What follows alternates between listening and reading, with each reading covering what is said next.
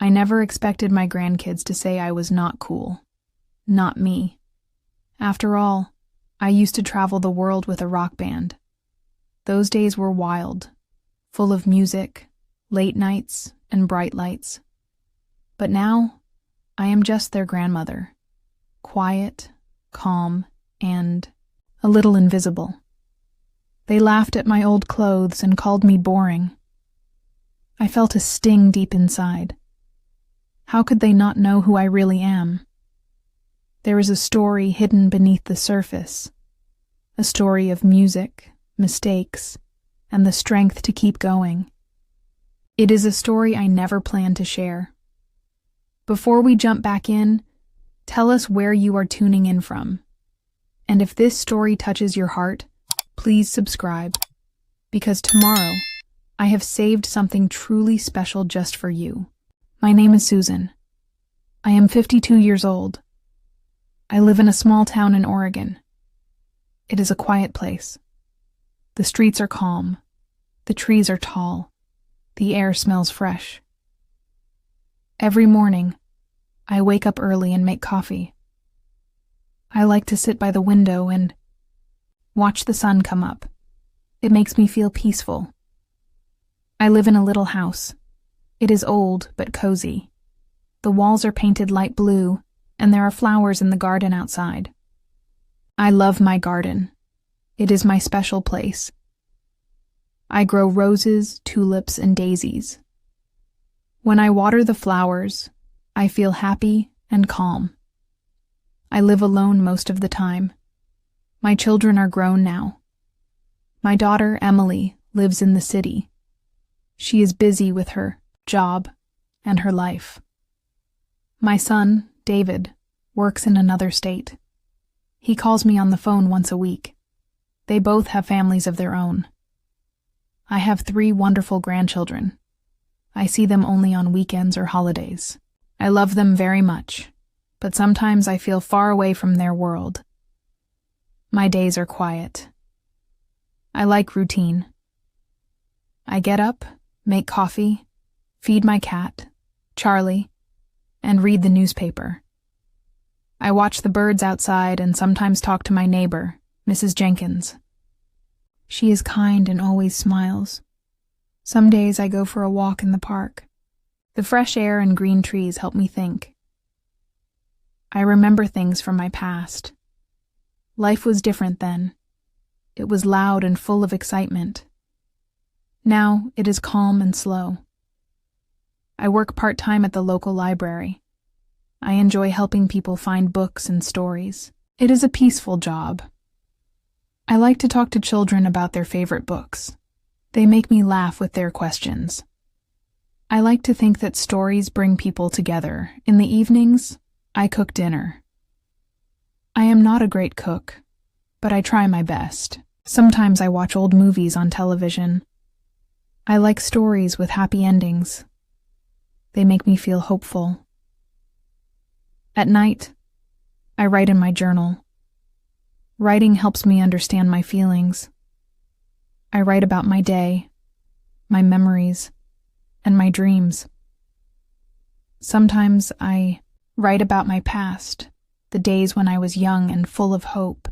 I am not young anymore, but I still have dreams. I want to be close to my grandchildren. I want them to know me, not just as their grandmother, but as someone who has a story to tell. Life feels calm and simple now, but I know that things can change. Sometimes I feel a small restlessness inside me, like a quiet voice asking for more. I do not know what that is yet. Maybe it is hope, or maybe it is a wish for something new. I have my moments of happiness, but also moments of loneliness. I miss the sound of music and laughter that once filled my life. I miss feeling young and free. But I also have learned to appreciate quiet days and small joys. I try not to think too much about the past. It is like a closed book on a shelf. Sometimes I open it and read a page or two. Other times, I leave it alone. have a good life, but I feel there is a story inside me that is waiting to come out. A story that might surprise my family, especially my grandchildren. They think I am old-fashioned. They say I am not cool. But I have secrets they do not know. I have memories that shine like bright lights in the dark.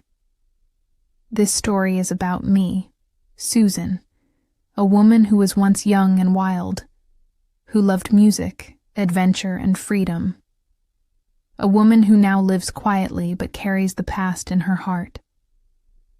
This is the beginning of my story, the story of how I will find my voice again, the story of how my grandkids will see me in a new light. For now, this is my normal life. Quiet, slow, and full of small moments. But soon, something will change. Something I cannot yet see. I do not know what will happen next, but I feel that my story is about to begin. For many weeks, my life stayed the same. The days were calm, and the quiet routine made me feel safe. But then, slowly, something began to feel strange. It was a small change at first, almost like a shadow moving in the corner of my eye.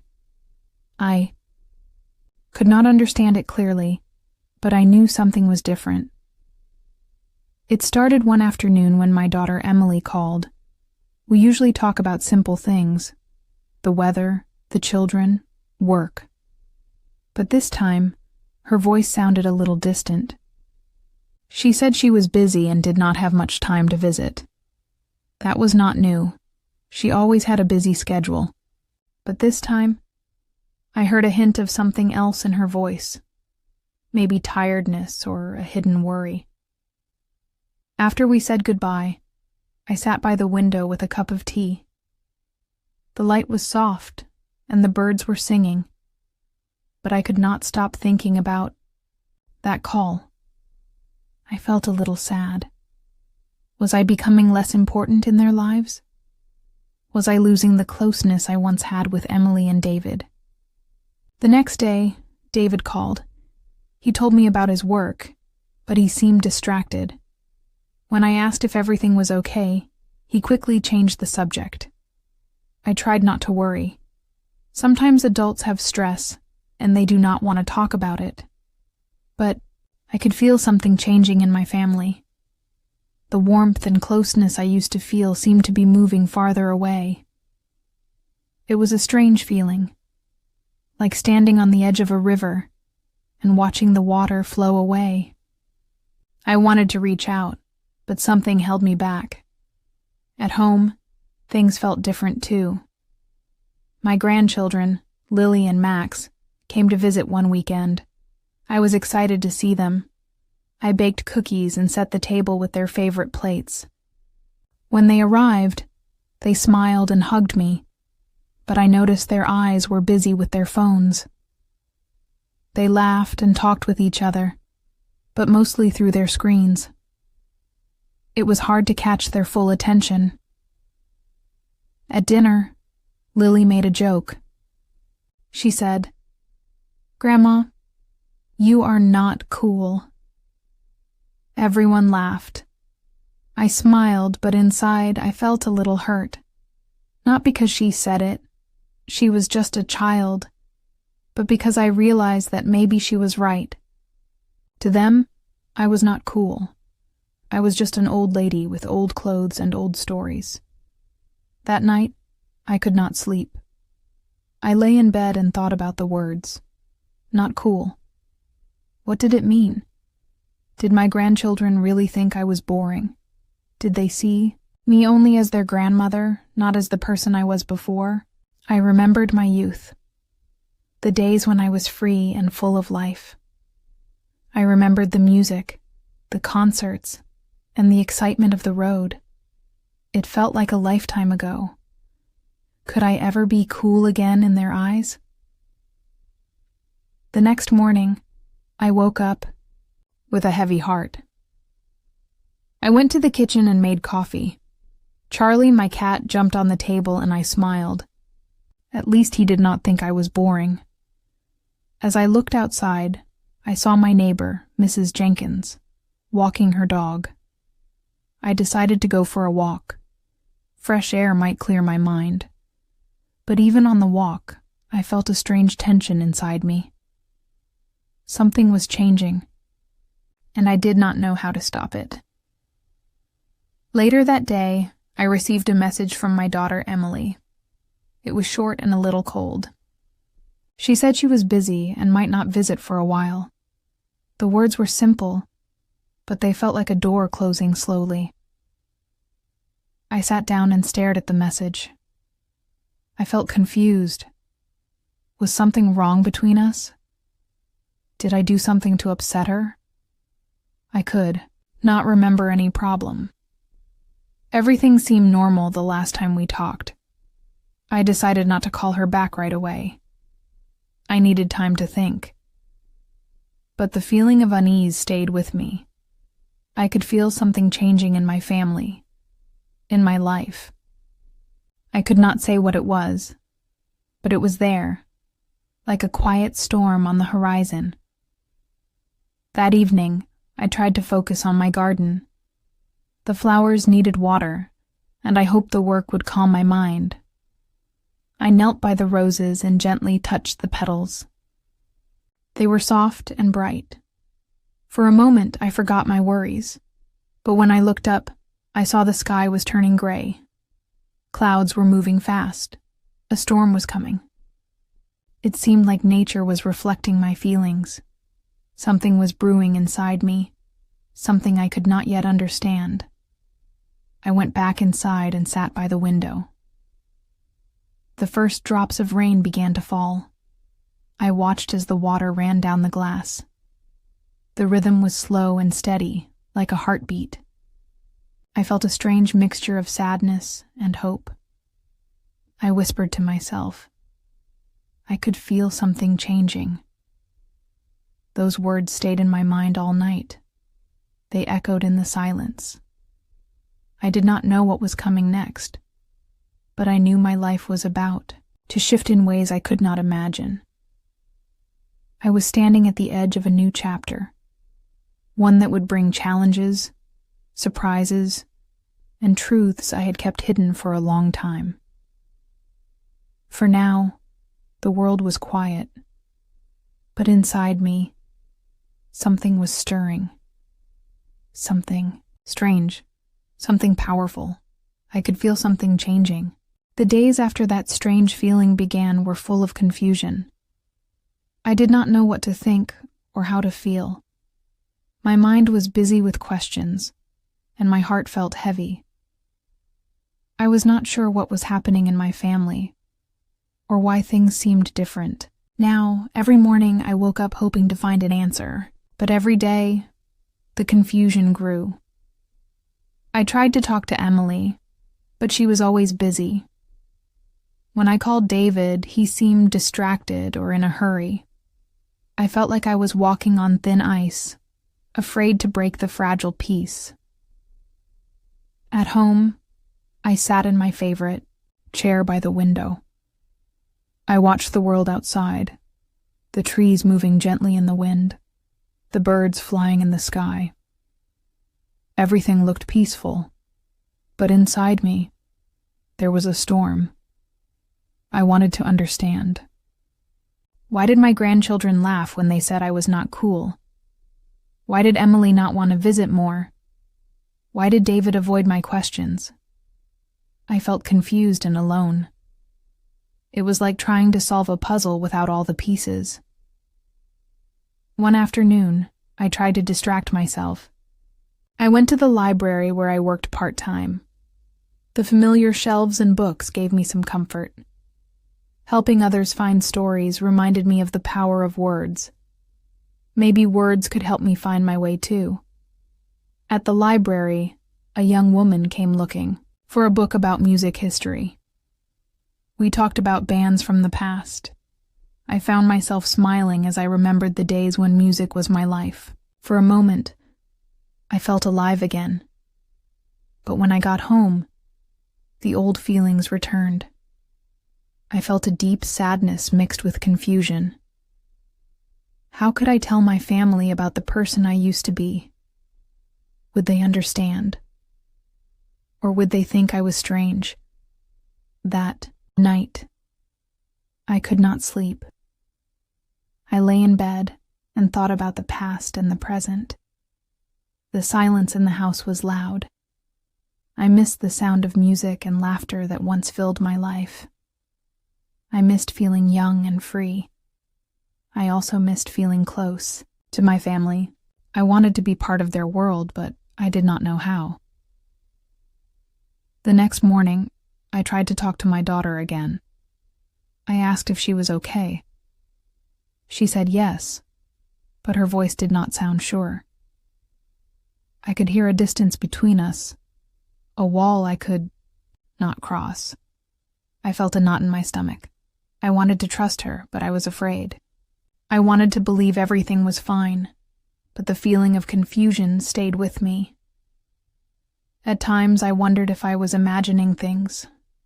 Maybe I was too sensitive. Maybe my family was just busy and tired. Maybe I was overthinking. But deep inside, I knew something was wrong. Something I could not yet name. I thought about my grandchildren, Lily and Max. They were growing up in a world so different from mine. They loved their phones, their games, their friends. They lived fast and loud, while I lived slow and quiet. I wanted to be part of their world, but it felt like a distant place. They did not see me as I wanted to be seen. I was just their grandmother, not the woman who had lived a life full of adventure. I felt a little lost. I wondered if they would ever know me.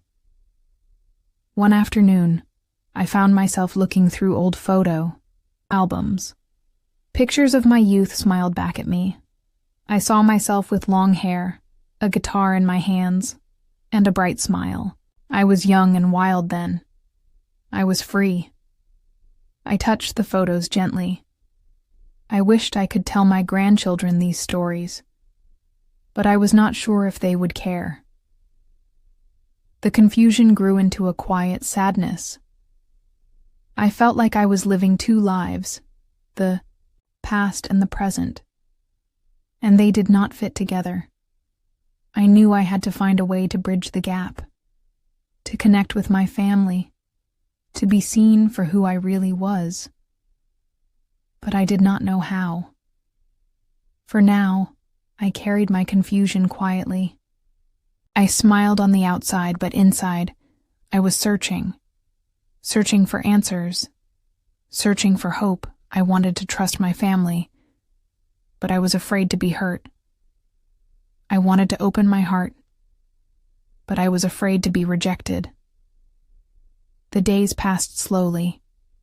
The confusion stayed. But I held on to one small thought. Maybe, just maybe, the truth would come out. Maybe the silence would break. Maybe my family would see me, really see me. Until then, I would wait. I would hope. And I would keep my story close to my heart. Because sometimes, when we feel lost and confused, the greatest strength comes from holding on. Trust is a delicate thing. It is easy to lose, but hard to build again. After days of confusion and quiet sadness, I found myself wanting to trust David again. My son. The man who had always been my pride and joy. I wanted to believe that everything was okay between us. That the distance I felt was only a moment, something temporary that would pass. I wanted to trust him with my heart, but my mind was full of doubts. One afternoon, David came to visit. He did not call first, which was unusual. When I opened the door, he smiled, but there was something different in his eyes, a seriousness that I had not seen before. We sat together in the living room. I offered him tea, and he accepted. We talked about small things at first, the weather, the news, my garden. But I wanted to ask him more. I wanted to understand why things felt so strange. As the conversation grew, I looked at him closely. I saw the tired lines on his face. I saw the way his hands trembled slightly when he held the cup. I saw the hesitation in his voice. I wanted to trust him, but I also wanted the truth.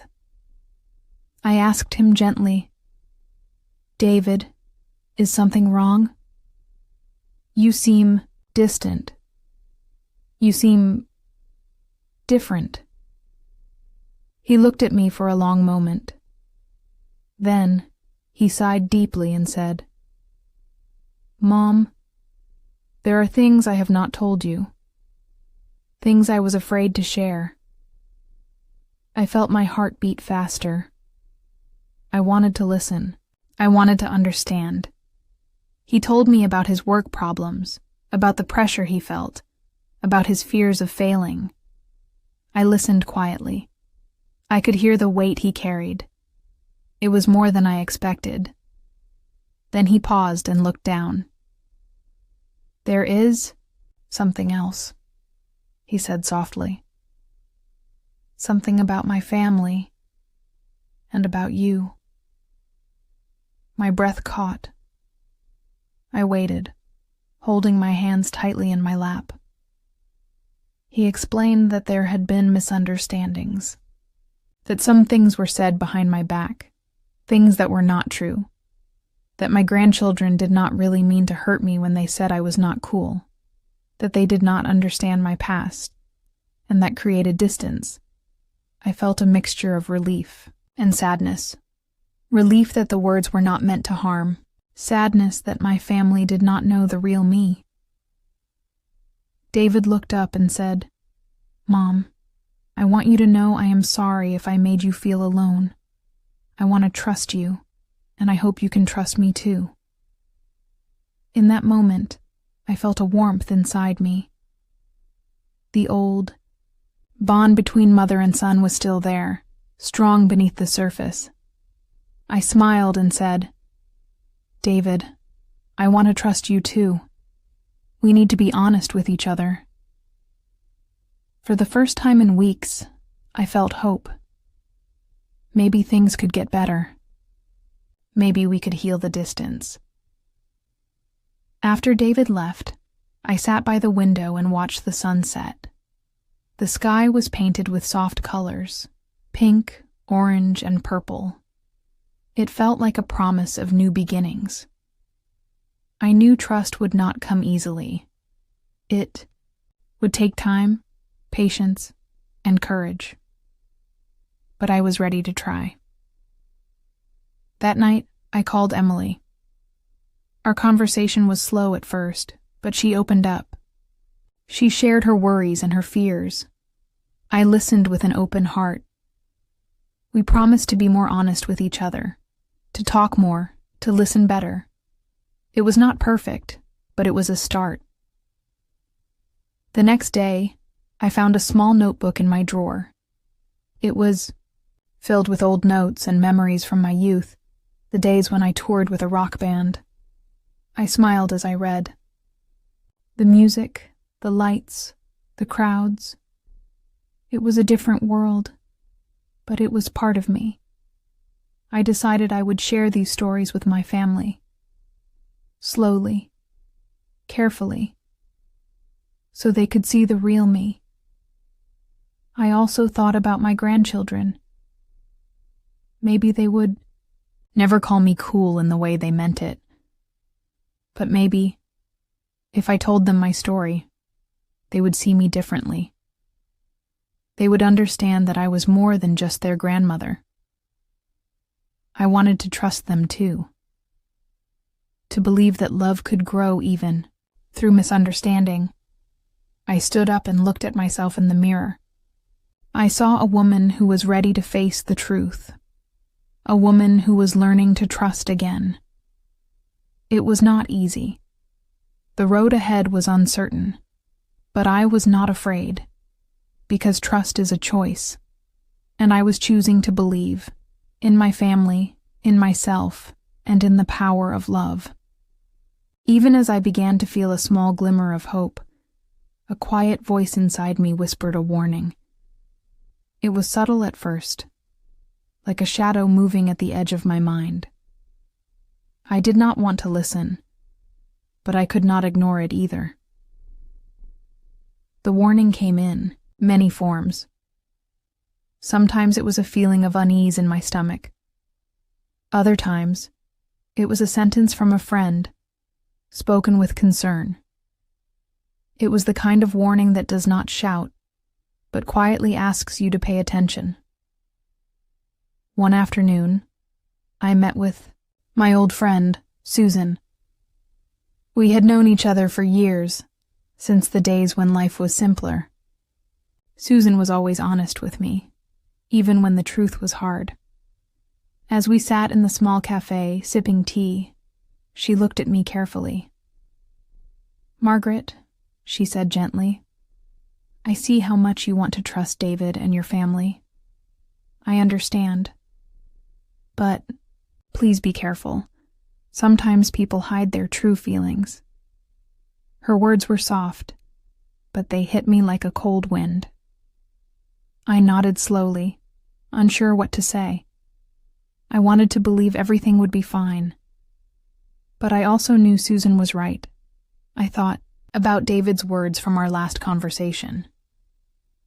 He said there had been misunderstandings, and that my grandchildren did not mean to hurt me. But what if there was more? What if some things were still hidden from me? That night, I could not sleep. The warning echoed in my mind. I thought about the times I had felt ignored, the small lies that I had seen but not wanted to face. I remembered the way Emily sometimes avoided my calls, the way Lily and Max looked away when I tried to share stories. Was it possible that my family was protecting me, or were they protecting themselves? I did not know. The next day, I tried to focus on the small joys in life. I spent time in the garden, tending to the flowers. The bright colors and fresh scents gave me some peace. But even in the beauty of the garden, the warning stayed. It was a quiet reminder that things were not as simple as they seemed. Later that week, I received a message from an unknown number. It was short and strange. "Be careful who you trust." I showed the message to David. He frowned and said he did not know who sent it. I wanted to believe it was a prank, but the message felt like a shadow over my growing hope. I decided to talk to Emily about it. When I mentioned the message, she looked startled. For a moment, I thought she might say something more. But she only said, "Mom, maybe you should not worry so much." Her voice was gentle, but I heard something else, a hint of fear. I wanted to press her for more, but I stopped myself. Sometimes, when people are scared, they close their doors. I felt the warning again. It was not just about trust with David. It was about the whole family. Something was hidden beneath the surface, something I did not yet understand. I began to watch carefully. I noticed little things. A look exchanged between Emily and David. A phone call quickly ended when I entered the room. A whispered conversation that stopped when I came near. These small moments built a wall of silence around me. I felt like an outsider in my own family. I wanted to believe the best. I wanted to trust. But the warning was a steady drumbeat in my heart. I thought about the past, my days on the road with the band. Back then, I had learned to listen to warnings. A feeling in my gut could save me from danger. I had learned to trust myself.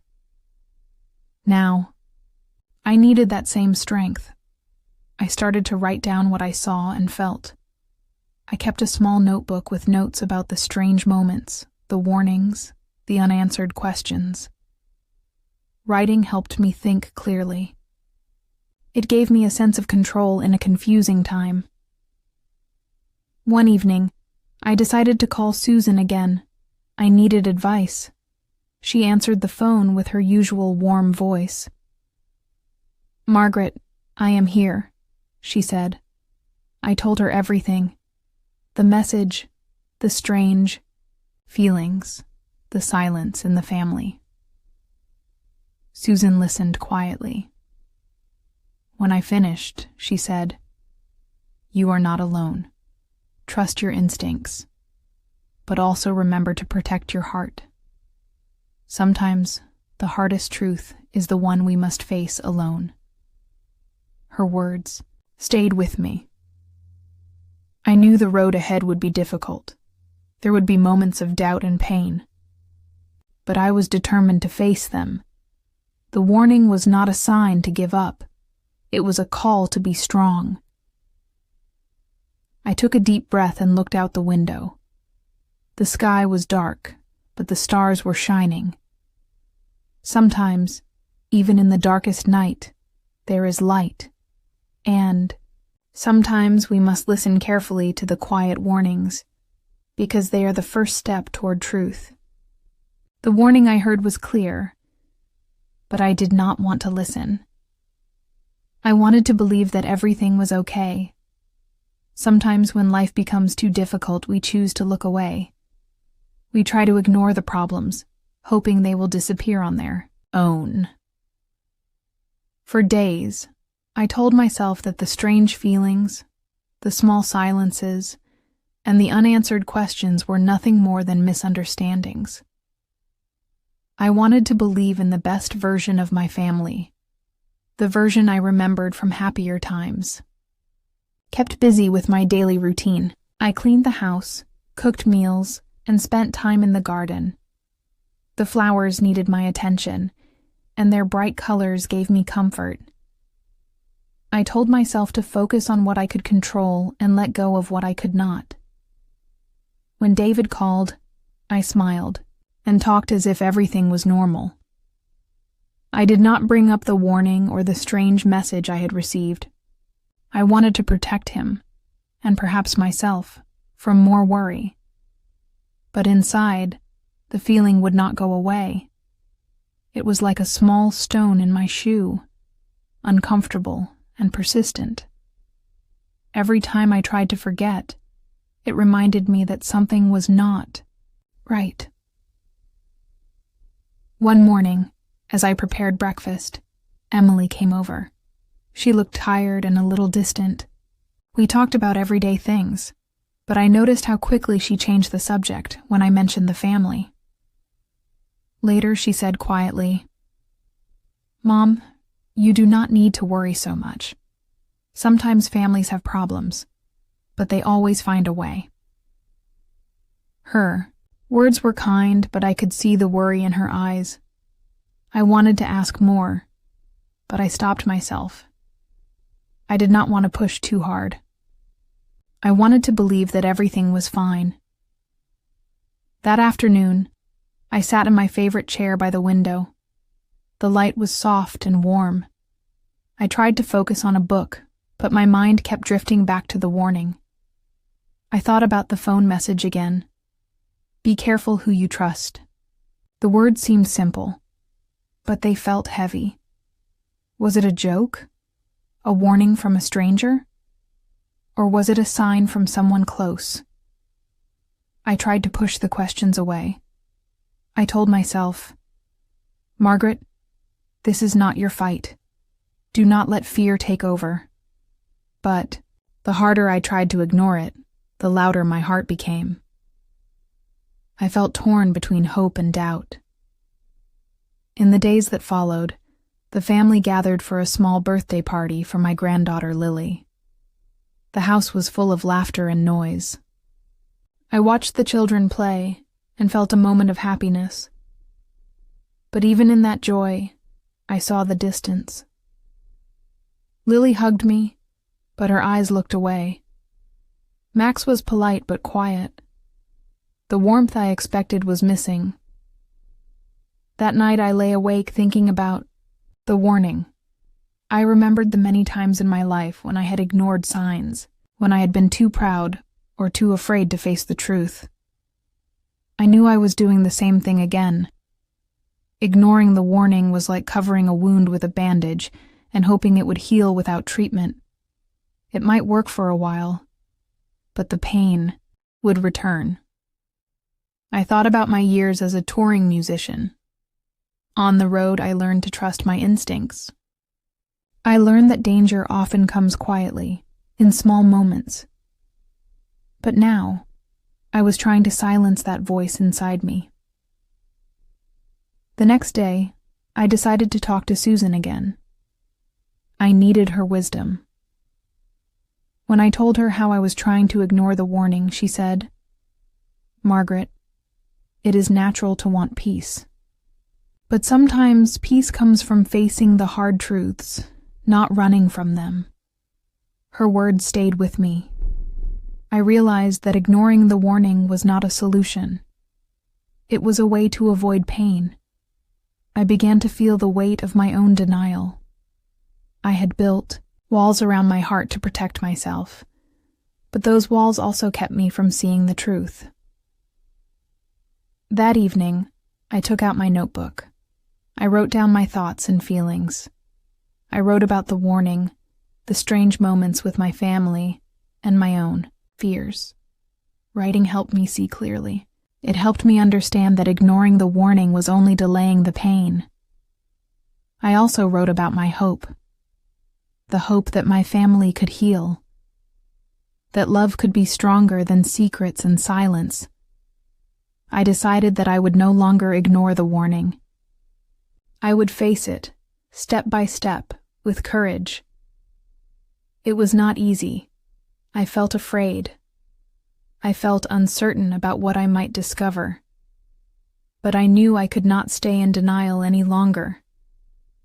The path ahead was unclear, but I was ready to walk it. Because sometimes, ignoring the truth only makes the shadows grow, and only by facing the shadows can we find the light. I began to notice the smallest things about David. Not the things he said, but the way he looked at me. At first, I did not realize how much those looks could say. A glance can carry more meaning than words ever could. One afternoon, we were sitting quietly in the living room. The sunlight filtered through the curtains, casting soft shadows on the floor. David was reading the newspaper, and I was knitting a scarf for Lily. The room was calm, but I felt a strange tension between us. I looked up, and our eyes met. For a moment, his gaze held something I could not name. It was not warmth. It was not anger. It was something deeper, like a question without an answer. He quickly looked away, pretending to focus on his paper, but I felt the weight of his eyes still on me. That moment stayed with me. I began to watch him more closely, trying to understand what he was feeling. Sometimes his eyes seemed tired, as if carrying a heavy burden. Other times, they held a flicker of sadness, or maybe regret. There were times when he looked at me with a softness that made my heart ache. Moments when I thought he wanted to say something important, but then he stopped himself. It was confusing. I wanted to reach out and ask him to share what was inside. But I was afraid. Afraid that the truth might hurt me more than the silence. One evening after dinner, we sat together on the porch. The sky was dark, and the stars were beginning to appear. David did not say much. He just looked at the night sky. Then, without turning to me, he said quietly, "I know things have been difficult lately.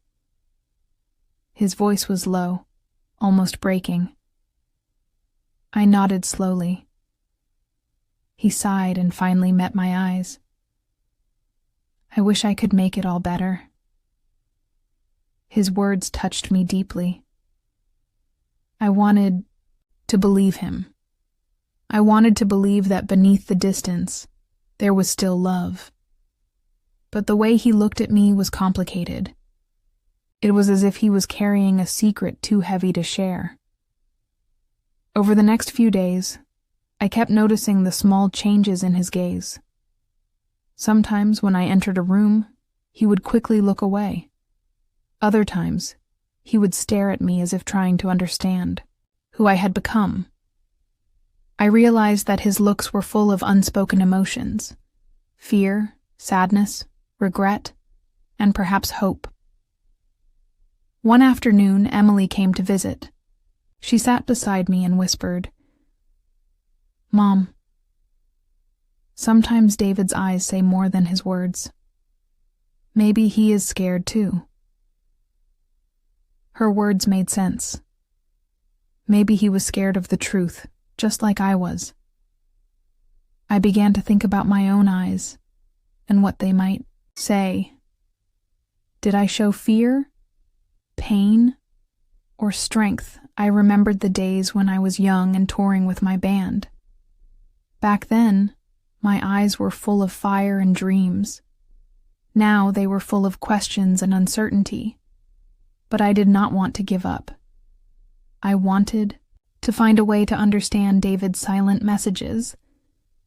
One morning I decided to ask him directly. I wanted to break the wall of silence with a simple question. When we were alone, I looked into his eyes and said, "David, what do you feel when you look at me?" He blinked, surprised. For a moment he did not answer. Then slowly he said, "I feel lost, and I feel guilty. I wish I could tell you everything." His words opened a door. I saw pain and regret, but also honesty. I reached out and took his hand. "You do not have to say everything now," I told him gently. "But I am here, when you are ready." From that moment, something changed. The way he looked at me softened. There was still sadness, but also a quiet connection. I realized that sometimes looks can speak louder than words. They can carry the weight of years, the pain of silence, and the hope for healing. The way David looked at me was a mirror of his heart. And I knew that to heal, we both needed to be brave enough to look deeper. That was not easy. It would take time. But in those quiet moments when our eyes met, I felt the first spark of understanding. It was fragile, but it was real. And sometimes, that is enough to begin again. The silence between David and me had grown heavier each day. I could feel it in the way the house seemed quieter, even when the children were around. His looks, full of unspoken words, had become impossible to ignore. I knew I had to ask.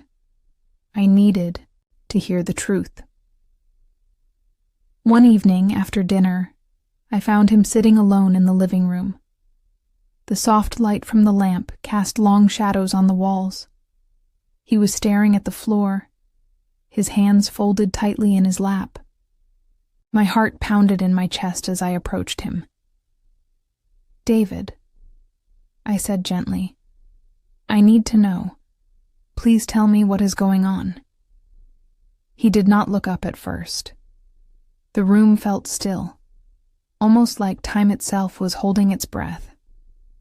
Then, slowly, he raised his eyes to meet mine. There was pain there, but also fear. "I did not want to hurt you," he said quietly. I was afraid. I nodded, encouraging him to continue. He took a deep breath. There are things I have kept from you, things that I thought you would never understand. His words stabbed at my heart. I felt a mixture of hope and dread. Hope because he was finally opening up. Dread because I was not sure if I wanted to hear what was coming. "What things?" I asked, my voice trembling. He looked away, struggling to find the right words. "I have been under a lot of pressure at work. Things are not as stable as they seem. I did not want to worry you." I waited, holding my breath. "And there is more," he said. "I have made mistakes, bad decisions that have affected our family." The truth hit me like a wave. I felt a coldness spreading inside. "What kind of mistakes?" I asked. He swallowed hard. "I have borrowed money without telling you. I thought I could fix everything before you found out." His confession left me stunned. I felt betrayed, but I also understood the fear behind it. "Why did you not tell me?" I whispered. "Because I did not want to lose your trust. I did not want to lose you," he said. His voice breaking, I looked at him, seeing a man who was deeply afraid but also full of regret. My heart softened. "David," I said slowly, "I am hurt, but I want to understand. We have to face this together." He nodded, tears in his eyes. "I want to make it right. I will do whatever it takes." I felt the weight of his words. This was a turning point. The truth was painful, but it was also a beginning. For the first time in weeks, we talked openly. We spoke about fears, mistakes, and hopes. It was not easy. There were tears and silence, but there was also honesty. I realized that truth is a gift. It can hurt, but it also frees us. That night, I lay awake thinking about what I had learned. I knew the road ahead would be difficult, but I also knew I was not alone. David's truth was a bridge. It connected us in a way silence never could. Felt a small spark of hope. Maybe, just maybe, we could heal. After the conversation with David, my mind would not rest. The truth he shared played over and over in my head like a broken record. I could not stop thinking. It was as if my thoughts were trapped in a circle, going around and around without a way out. Each night when the house was quiet and the world seemed still, my mind became loud. I lay awake, staring at the ceiling, wondering what the future held. The secrets David revealed changed everything, but I was not sure if I was ready to face all the consequences. I thought about the money he borrowed in secret. Why did he feel he had to hide it from me? What else did he keep from me? The questions multiplied, and the answers stayed just out of reach. I remembered the times I had ignored the signs, pretending everything was fine. Now, I could not pretend any longer. The weight of doubt pressed down on me, making it hard to breathe. During the day, my thoughts were like a shadow that followed me everywhere. When I was cooking, I wondered if David's mistakes would ruin our family. When I was with the children, I worried about how this secret might affect them. Even in the garden, surrounded by flowers, my mind was restless. I felt alone with these thoughts. I did not want to burden Emily or Susan with my fears. They were already worried enough. So I kept the storm inside me, like a quiet ache in my chest. Sometimes I tried to distract myself. I read books, watched old movies, and took long walks. But the thoughts always came back. They whispered in the silence. Reminding me of the truth I had learned, I also thought about myself. How did I become a woman who could not stop thinking, who could not find peace? I remembered my younger days, when music and laughter filled my life. Back then, my heart was lighter. Now, it felt heavy and tired. One afternoon, as I sat by the window, I watched the rain fall gently on the street. The droplets traced slow paths down the glass, just like my thoughts. I felt tears come to my eyes. It was a quiet pain, one I did not share with anyone. I realized that thinking too much can be a trap. It can keep us stuck in fear and worry. But how could I stop when my heart was full of questions? I decided to write in my journal. Writing had helped me before. Maybe putting my thoughts on paper would bring clarity. I wrote about the secrets, the pain, and my fears. I wrote about my hope for healing and trust. As the words flowed, I felt a small relief. The thoughts were still there, but they were no longer trapped inside me. Slowly, I began to understand that it was okay to feel confused and scared. It was okay to take time to heal. My mind was working through the pain, trying to find a way forward. I also remembered the lessons I learned on the road with my band. Life was full of uncertainty, but the music always helped me find my way. Maybe now, I could find strength in patience and courage. The next morning, I felt a little lighter. The thoughts were still there, but they did not control me. I knew the journey was not over. There would be hard days ahead. But for the first time in a long time, I felt ready to face them. Because sometimes, when the mind will not stop thinking, it is only trying to protect the heart. And only by listening can we begin to heal. The nights grew longer and quieter. The house seemed to hold its breath in the darkness, and I found myself sinking into a pain that was soft but deep, a quiet pain that no one could see. It was different from the loud arguments or tears that come with sudden heartbreak. This pain was silent, wrapped around my heart like a cold fog. I would sit by the window for hours, watching the rain fall softly outside.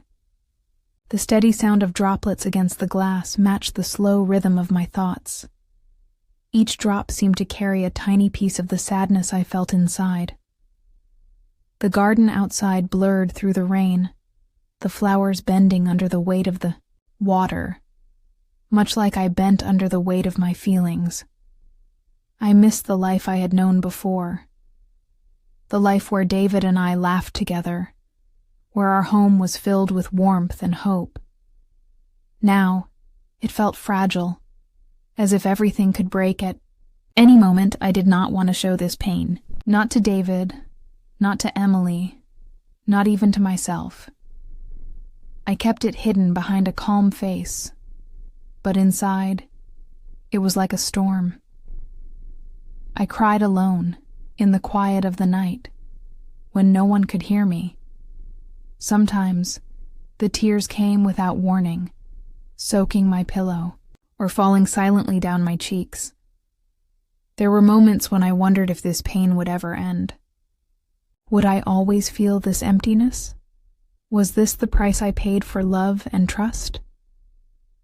One evening, as the rain fell harder, I sat with a cup of tea, wrapped in a soft blanket. The room was dim, and the world outside was dark and wet. I thought about all the things I wanted to say but could not. About the questions that had no answers.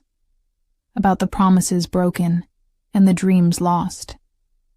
I remembered the times when I used to be strong, when the music of my past gave me courage. But now, even that strength felt far away, buried under the weight of quiet pain. I thought about David. I wanted to reach out to him, to hold his hand and tell him everything would be okay. But I was afraid. Afraid that the distance between us had grown too wide. Afraid that the pain in his eyes matched my own. I realized that this quiet pain was a part of healing.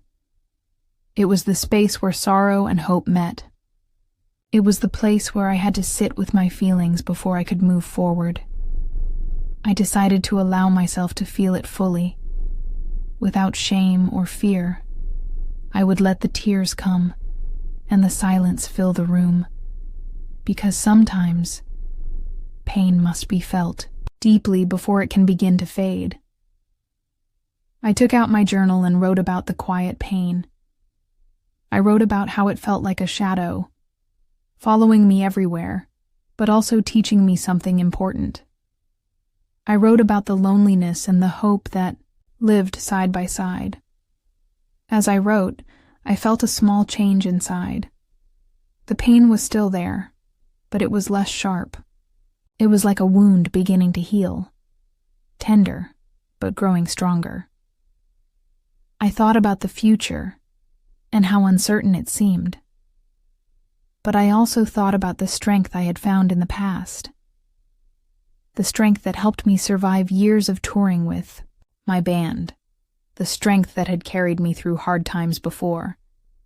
This quiet pain was a part of my story. It was not the end, but a chapter, a moment to pause and gather courage. I looked out the window again. The rain had slowed to a gentle drizzle. The flowers in the garden were still bent, but they were not broken. I knew I was not broken either. In the stillness, I made a promise to myself. I would face this pain with honesty. I would let it teach me how to be strong in new ways. And I would keep moving forward, one small step at a time. Because healing is not loud. It is quiet. It is slow, but it is real. And in that quiet pain, I began to find a new kind of hope.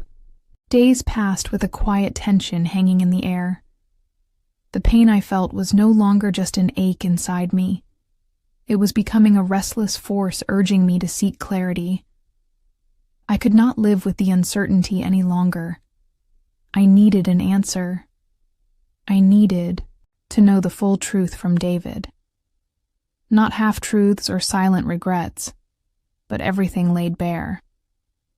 My heart was tired of questions and silence. One morning I woke earlier than usual. The sun was still low, casting soft light through the curtains. I sat on the edge of the bed, my hands folded tightly in my lap. The house was still sleeping, but my mind raced. I thought about the conversation we had had weeks before. The night David finally told me about his secret debts and mistakes. Since then, the distance between us had grown, not lessened. I knew that to heal, we had to confront the reality between us. I had to be strong, even if my heart trembled. When David came downstairs, he found me in the kitchen, sipping my tea silently. He looked tired. His eyes held a mixture of hope and fear. I took a deep breath and spoke. David, we cannot keep living like this. I need to know everything, not just the parts you want to tell me. I need the full truth. He swallowed and looked down at his hands. The silence stretched between us like a thick curtain. I do not know if I can, he finally said, his voice barely above a whisper. It is hard to say everything. I reached out and took his hand. I will listen. No matter what it is, I need to hear it. There was a long pause. Then, slowly, he began to speak. Not just about the money, but about the pressures he felt at work, the mistakes he made, The choices that had hurt our family. The times he wanted to tell me but was too scared. The nights he lay awake, feeling lost and ashamed. I listened. Every word was like a thread pulling me through a tangled web. Some truths were painful. Some were shocking. But none of them broke my heart more than the silence he had kept between us. When he finished, I looked into his eyes. I saw a man who was broken, but willing to try to mend the pieces. I saw my partner, my friend, the man I loved. I am hurt, I said quietly, but I want to heal. We have to face this together. He nodded slowly, relief and gratitude washing over his face. Thank you for listening. I do not deserve your kindness, but I am grateful. That day, we started talking more.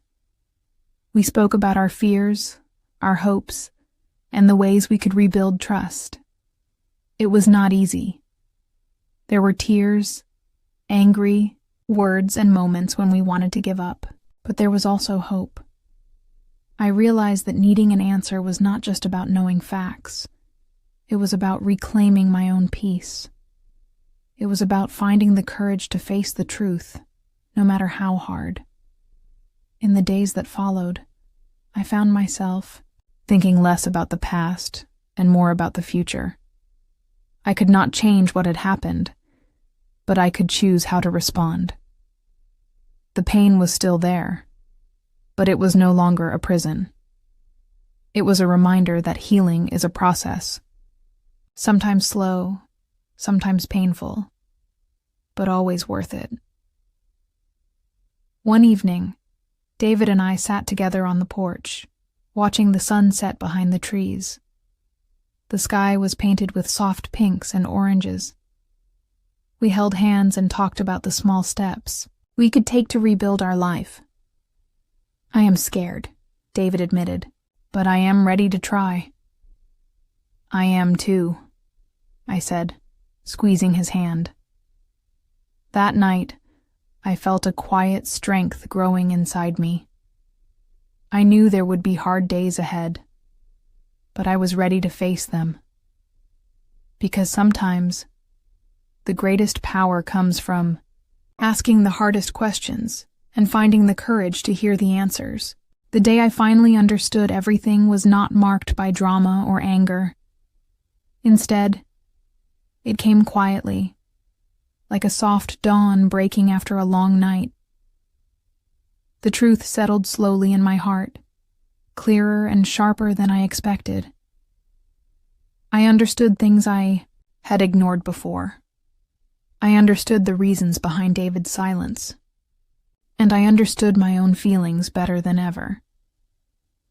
After our long conversation, I had spent days thinking about what he told me, the pressures he faced, the mistakes he made, and the shame he carried were heavy.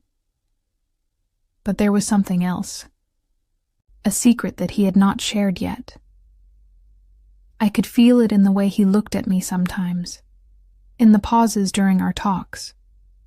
Something was still hidden. One afternoon I sat down with David again. I held his hand gently and said, "There is more. Isn't there? I can see it in your eyes. Please tell me everything." He hesitated, but the weight of the moment made him speak. "There is something I was afraid to tell you," he said slowly. "It is about the company, about the people I trusted.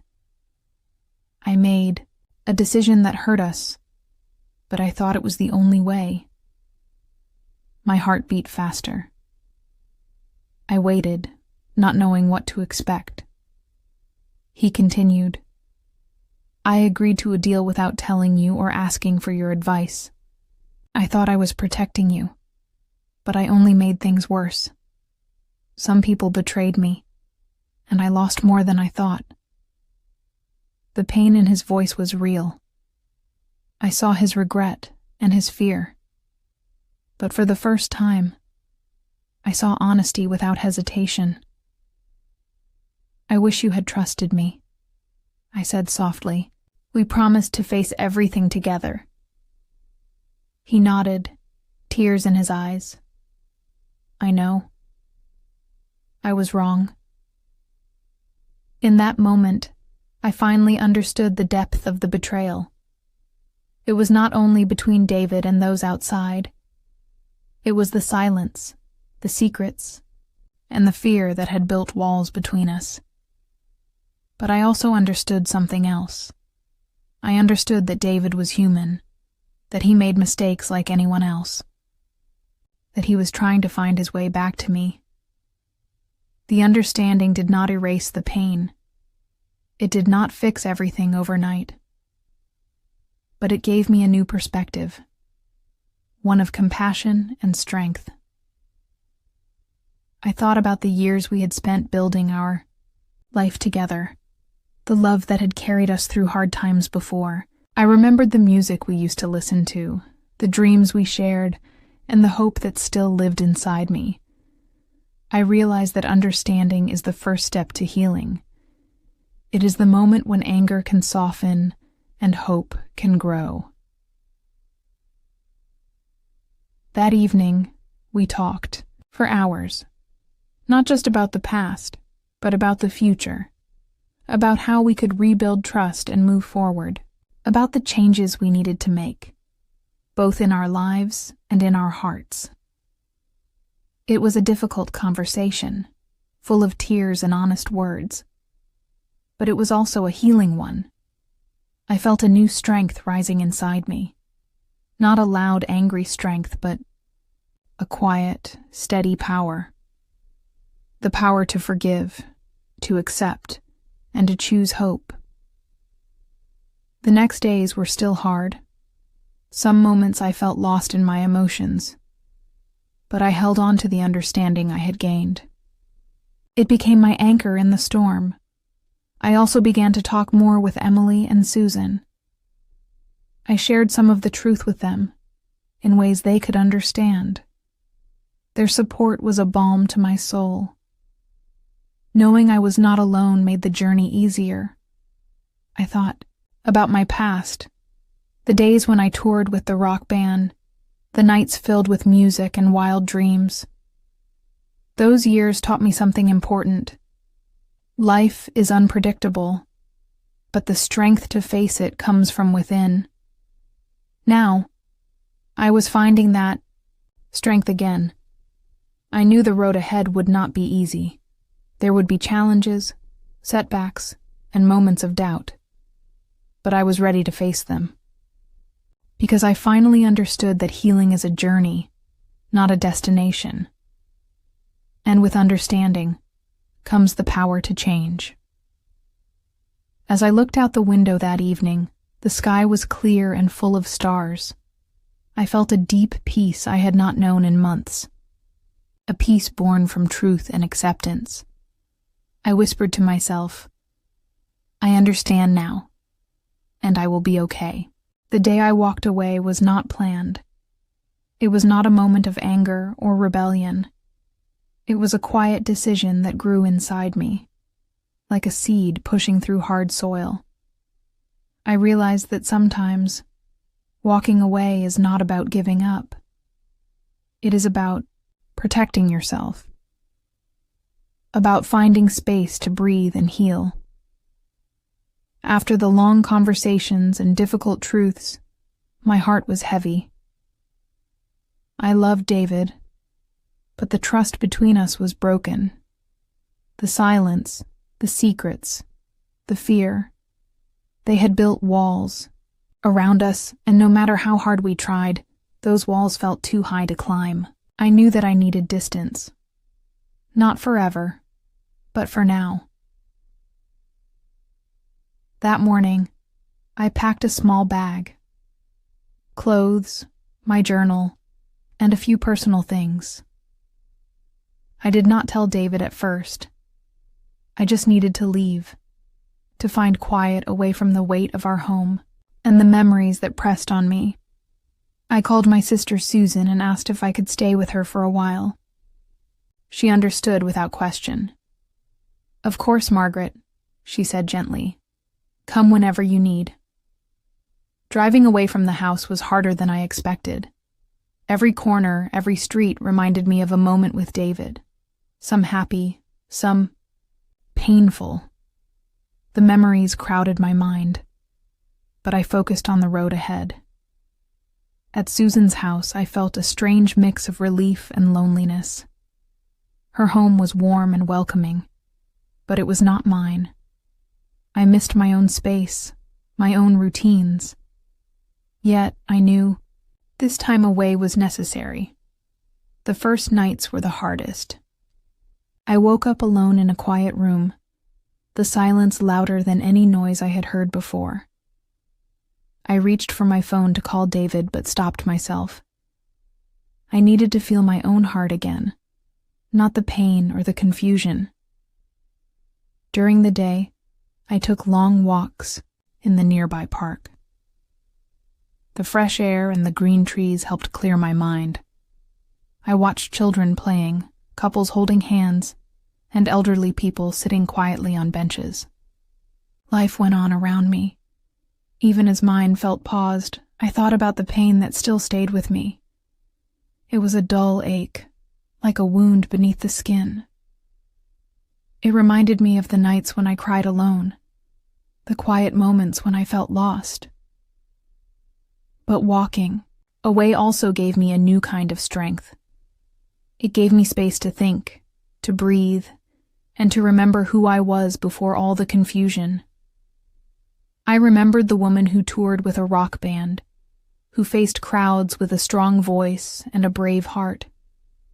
That woman was still inside me, waiting. I began to write in my journal every day. I wrote about my feelings, my fears, and my hopes. Writing became a friend, a way to speak my truth when no one else was near. Sometimes Susan came to visit with a cup of tea and kind words. She did not ask too many questions. She just listened, and that was enough. I also started to call Emily more often. We talked about small things, their school, her friends, the dog. Those simple conversations reminded me that life still had moments of joy. One afternoon, Susan and I went to a small cafe. As I sipped my coffee, I thought about the choice to walk away. It was not a sign of failure. It was an act of courage. To step back from pain and confusion and say, I need to find myself again. I thought about David. I wondered if he understood why I left, if he felt the same loneliness and regret. I hoped that he was taking care of himself too. Walking away did not mean I stopped loving him. It meant that I loved myself enough to protect my heart. I knew that this time apart was not forever. It was a chapter in our story where healing needed space, and I was willing to give myself that space, no matter how hard it was. That night, I sat by the window and looked at the stars. The sky was clear and calm. I whispered a promise to myself. I will be strong. I will heal. I will find my way. Walking away was not the end. It was the beginning of something new. A step toward peace, toward hope, and toward the woman I was becoming. Even after I walked away, the pain did not leave me. It stayed like a shadow, following my every step. I thought that by putting distance between myself and David, the hurt would fade. But I was wrong. The pain was still there, quiet and persistent, reminding me of all that had been broken. In Susan's home, I tried to focus on healing. I filled my days with small tasks, walks in the park, and time spent with Emily on the phone. I wrote in my journal and tried to imagine a future without the heavy weight of the past. Yet, when the evenings came and the house grew silent, the pain returned stronger. I would sit alone in my room, feeling the emptiness around me. The memories of our life together flooded my mind. The laughter, the arguments, the secrets, and the quiet moments we once shared. I wondered if David felt this pain too, or if he had already moved on. The thought made my chest ache. At times, I caught myself replaying every conversation we had, every word he said, every look he gave me. I searched for clues, for signs I might have missed. I blamed myself for trusting him too much or not enough. These thoughts became a loop I could not escape. One rainy evening, the pain felt too much to bear. I sat by the window, watching the drops fall softly against the glass. The world outside seemed calm and peaceful, but inside, I was breaking. Tears slipped down my cheeks silently. I did not want anyone to see me like this, so I wiped them away quickly. I realized that pain is not just sadness or anger. It is a mixture of feelings, loss, disappointment, fear, and loneliness. It is a wound that takes time to heal, sometimes longer than we expect. I tried to tell myself to be patient. Healing is a process, not a race. But patience was hard when every night felt like a battle between hope and despair. Susan noticed my struggle. One afternoon, she sat with me and said, "Margaret, it is okay to feel this pain. It means you are human. It means you loved deeply." Her words gave me comfort, but they did not make the pain disappear. Instead, they helped me accept it. Accept that healing does not mean forgetting. It means living with the pain until it becomes part of the story, not the whole story. I also learned to be gentle with myself, to allow tears when they came, to rest when my heart felt heavy, to speak kindly to my reflection in the mirror. During these days, Emily's voice on the phone was a light in the darkness. She did not ask too many questions. She just shared stories from school, told me about her friends, and laughed at silly jokes. Those moments reminded me that life still held joy, even in hard times. One evening, after a long day of feeling overwhelmed, I decided to write a letter. Not to David, but to myself. I wrote about my pain, my fears, and my hopes. I told myself that it was okay to hurt, that I was stronger than I thought, that I would find peace, even if it took time. Writing helped me release some of the weight inside. It was a small step, but it mattered. I knew that the pain would stay with me for a while, maybe even longer than I wished, but I was learning to live with it, to let it teach me about love, loss, and the power of healing. Sometimes, I would look out the window and imagine a future where the pain was just a memory, a future where I could smile without a shadow in my heart. That hope was fragile, but real. I understood that healing is not about forgetting or pretending everything is okay. It is about facing the truth, the good and the bad, the joy and the sorrow, and choosing to keep moving forward anyway. The pain stayed, but so did I, and in that, I found my first true step toward freedom. Sometimes, the past feels like a warm blanket I want to wrap around myself. I miss those days when life seemed simpler, when laughter filled the rooms of my home, and the future looked full of promise. I miss the moments with David before the silence grew between us. I miss my younger self, carefree, fearless, and full of dreams. Those memories come to me quietly, often when I least expect them.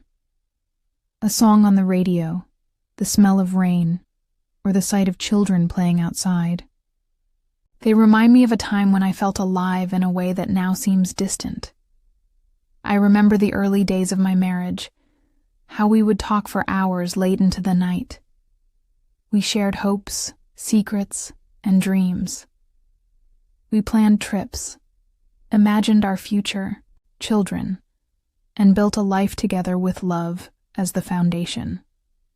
The world was ours, or so I thought. Back then, I was not the woman I am today. I was younger, less cautious, and full of hope. I believed in the power of love to conquer all. I believed that trust was a given, not something fragile and breakable. I miss those days of simplicity, before the cracks started to show, before the arguments, the distance, and the heartbreak. I miss the way David used to hold my hand and look at me with warmth and kindness. But the past is a place I cannot live in. It is a beautiful story, but only a story. It cannot change what is now. I have learned that holding on too tightly to what once was can keep me from moving forward. Still, the longing remains. It reminds me that I have loved deeply, that I have felt joy, and that my heart is capable of both happiness and pain. Sometimes I let myself drift back to those moments, not to get lost, but to remember. To remember that I am more than my pain, that I have a history filled with love, courage, and strength. I remember the rock band days, too. The wild nights on stage, the thrill of music flowing through my veins, the friendships forged in fire and song. That was a different time, a time when I was bold and free, when the world was full of possibility. My grandchildren do not know about those days. They see me as quiet, ordinary, maybe even boring. They do not understand the fire that once burned inside me, the adventures I had, or the dreams I chased. Miss the past, but I also want my family to see the woman I am today. Not just the one who walked away, but the one who is learning to stand again, the one who carries all those memories and still finds hope in tomorrow. It is hard to explain to Emily why I sometimes seem sad or distant. She misses the grandmother who played games and told stories. She does not see the battles I fight inside, the healing I try to find. I try to be patient with her and with myself. I know that healing is not a straight path. It is a winding road with twists and turns. Sometimes when I feel overwhelmed by the past, I remind myself of the present, of the small joys, a cup of tea, a walk in the park, a call from a friend. These moments are fragile, but they are real. I am learning to live in both worlds, to honor the past while embracing the present, to carry my memories with gratitude, not regret. The past will always be a part of me. It shaped who I am and gave me lessons I needed to learn, but it does not define my future. I will not forget, but I will not be trapped. I will carry the past in my heart like a song, sometimes soft, sometimes loud, but always part of my story. And with that, I find the courage to keep moving forward. In the middle of all the confusion and pain, I found comfort in a simple, unexpected place. Talking to a friend. Her name was Laura, a woman I had known for many years, but never really shared my deepest feelings with. She was warm, kind, and wise, qualities I needed more than ever. One afternoon, feeling tired and alone, I called Laura. I did not know exactly what I wanted to say, but I knew I needed to speak aloud the thoughts that had been spinning in my head. The ones I had kept locked inside, afraid they would make me weak. Laura answered on the second ring. Her voice was calm and inviting. "Margaret, it is so good to hear you. What is going on?" I took a deep breath and let the words come slowly. I told her about David, about the distance that had grown between us, and about how I had left to find some peace. I spoke about the nights when tears came without warning, and the fear that the pain would never end. Laura listened quietly, without interrupting. She did not try to fix things or offer quick advice. Instead, she gave me something more important. Space, to be honest, to be vulnerable. "I have missed talking to you like this," I said softly.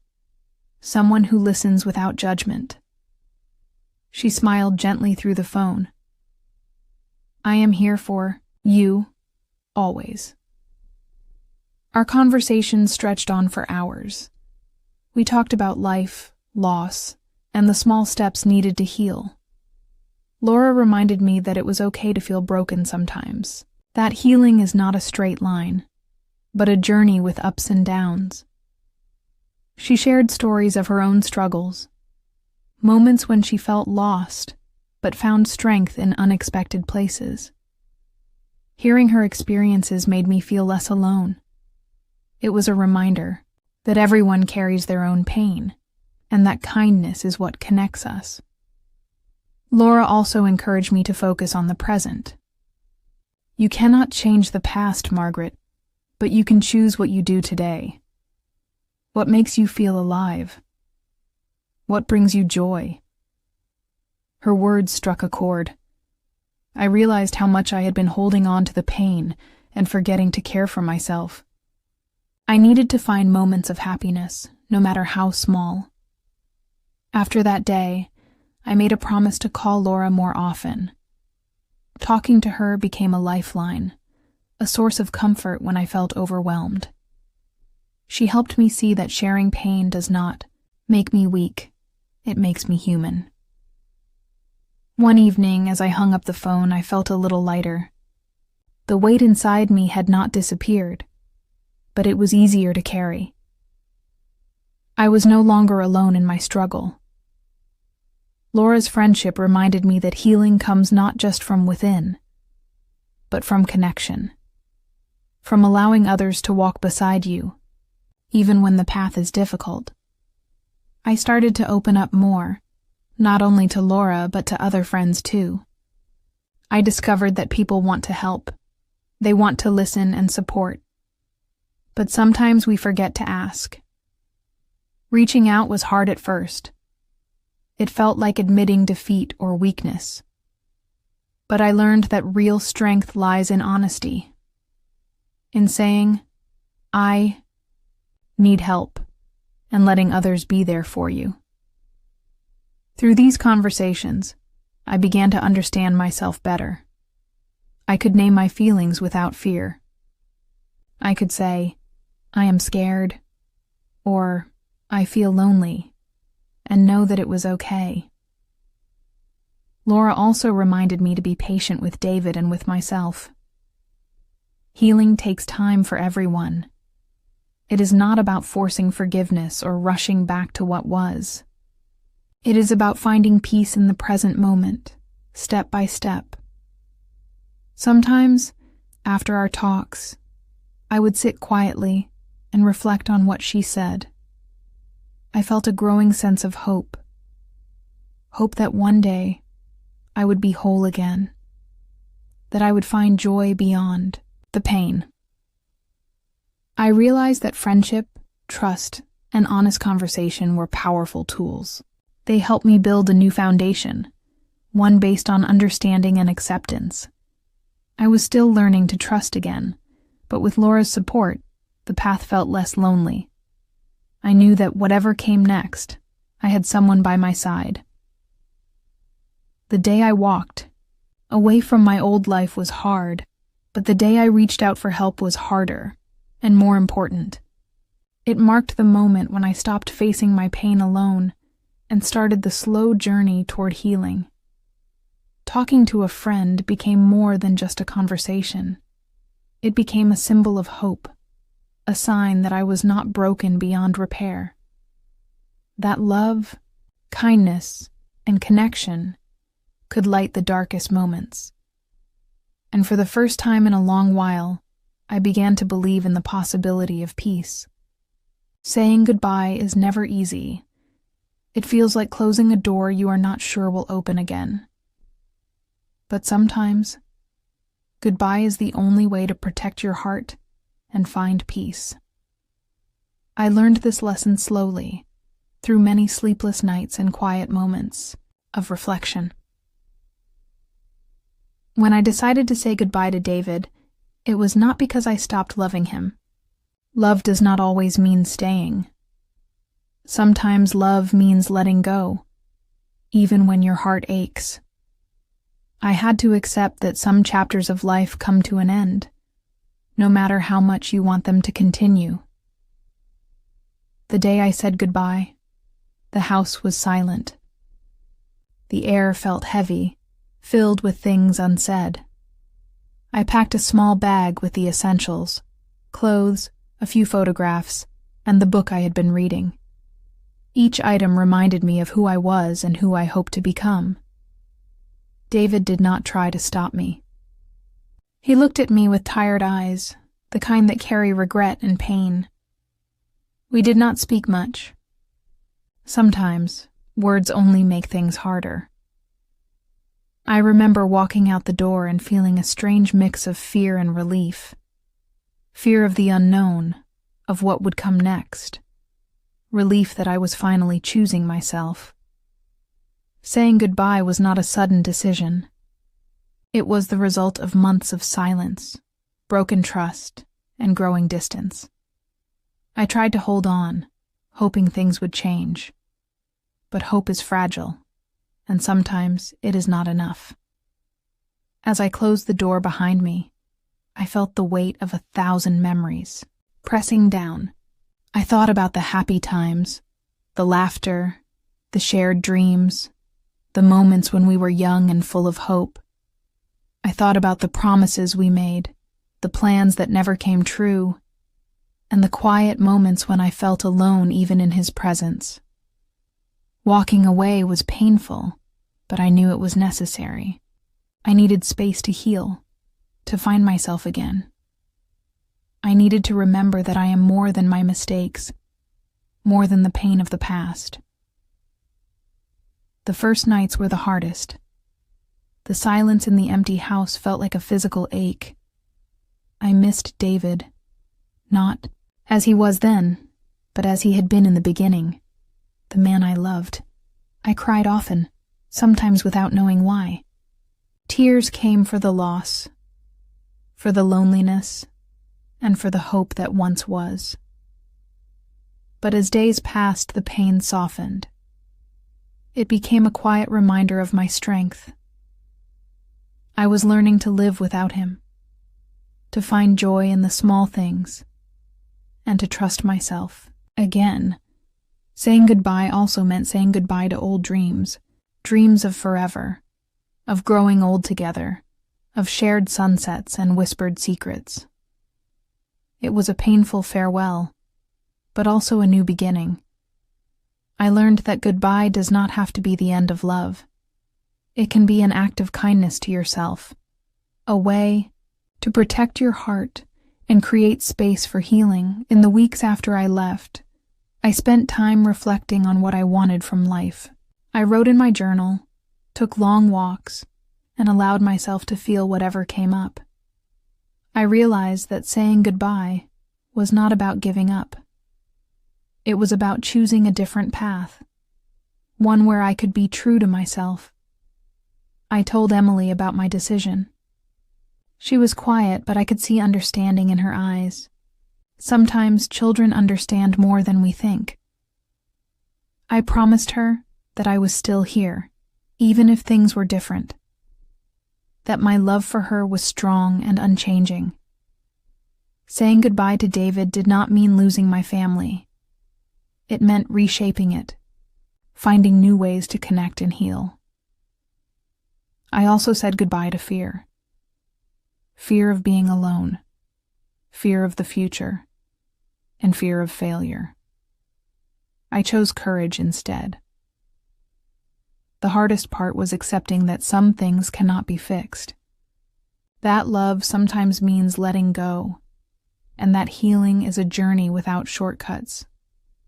I still miss the past, but I also cherish the freedom that comes with goodbye. Freedom to rebuild, to dream new dreams, and to find peace. I know this goodbye will not be my last. Life will bring new challenges, new losses, and new joys. But for now, I am learning to say goodbye with grace. To honor the past, accept the present, and look toward the future with hope. Saying goodbye is not a weakness. It is a powerful act of self-love. And in that moment, I felt strong enough to begin again. Being alone is a strange feeling. It is not just about the empty rooms or the quiet house. It is about the silence inside my heart. After I said goodbye to David, the silence settled like a heavy fog. At first, it felt cold and lonely, but slowly, it began to change. I am alone now, yes, but I am learning that being alone does not mean being empty. It means having space to listen to myself, to breathe, and to heal. I used to fear this kind of solitude. I thought it meant I had failed, or that something was wrong with me. But now, I see it differently. The first days alone were difficult. I woke up to a quiet house, without the familiar sounds of conversation or laughter. The bed felt too big, the nights too long. I missed the presence of another person, the simple comfort of knowing someone was near. I remember sitting by the window one evening, watching the rain fall softly on the garden. The world outside was alive and moving, but inside I felt still. The quiet wrapped around me like a shroud. Tears came, but they were not just sadness. They were release, letting go of pain I had carried for too long. In those moments, I began to listen to myself. To the thoughts I had pushed away, the feelings I had ignored. I discovered a well of strength deep inside me. A part of me that was scared, yes, but also brave and determined. Being alone gave me time to reflect. I thought about my life, the choices I had made, the things I had lost, and the dreams I still held close. I realized that I had been so focused on others for so long that I forgot to care for myself. Now I am learning what it means to be my own friend, to treat myself with kindness and patience, to speak gently to the parts of me that feel broken or afraid. I found comfort in small routines, making a cup of tea in the morning and sitting quietly to watch the sunrise, taking slow walks in the park, feeling the sun on my face and the wind in my hair, writing in my journal, putting my thoughts and feelings onto paper, like sending a letter to myself. At first, these simple acts felt strange and unfamiliar, but over time, they became moments of peace, moments when I could be fully present, without judgment or expectation. I also learned to enjoy my own company. I read books that inspired me, listened to music that spoke to my soul, and watched movies that made me laugh or cry. I discovered hobbies I had forgotten: painting, gardening, even dancing alone in my living room. Sometimes the loneliness still hits hard. There are nights when the silence is loud and the memories flood in. But now, I face those moments with courage. I remind myself that feeling lonely does not mean I am alone in the world. It means I am human. Being alone has taught me to trust myself, to listen to my own voice, even when it is soft, to make decisions that honor my needs and values. I am learning to set boundaries, to say no when something does not feel right, and to protect my heart. I am alone now, but I am not lost. I am finding my way step by step. There is a quiet power in solitude. It is a chance to heal wounds, to discover who I am beneath the pain and confusion, to reconnect with my dreams and hopes. I am learning to love the woman I see in the mirror, not because she is perfect, but because she is real, because she has survived and grown. I know that being alone is not forever. It is a season, a chapter in my life, one that I must embrace fully before moving forward. I am grateful for this time, for the space to breathe, to think, and to heal, for the chance to find peace inside myself. I am alone now, but I am not afraid. I am strong. I am whole. And I am ready for whatever comes next. Change is quiet, but powerful. I did not notice it at first. The woman I was before the goodbye feels like a distant memory. I am not the same now. The pain, the loss, and the silence shaped me into someone new. This transformation was not sudden or dramatic. It was slow, like the first light of dawn breaking through the night. I used to believe that being strong meant never showing weakness. I thought I had to hold everything inside and keep smiling no matter what. But I learned that strength is not about hiding pain. True strength is about facing it, feeling it, and still choosing to move forward. When I look in the mirror, I see someone who has lived through storms. There are lines on my face, marks of laughter and tears. My eyes carry stories, some painful, some hopeful. This woman is different. She is wiser and more aware of her worth. I remember the days when I doubted myself the most, when fear whispered that I was broken beyond repair, but those fears no longer control me. I face them and tell them they do not define me. I am not the same because I have learned to set boundaries. I understand now that it is okay to say no, to protect my energy and my heart. This was hard at first. I worried about disappointing others or being alone. But I realized that respecting myself is the first step to being truly free. The people around me noticed the change too. Emily said I seemed calmer, more peaceful. My friends told me I looked happier. This happiness is quiet, not loud or flashy. It is the kind that comes from within. I am not the same because I have learned to forgive. Not just others, but myself. Forgiveness is a gift I gave myself. It lifted the heavy burden of guilt and regret that I carried for so long. I am still human, and I make mistakes. But I am also worthy of love and kindness. This change also brought clarity. I see my relationships in a new light. I understand who truly supports me and who drains my energy.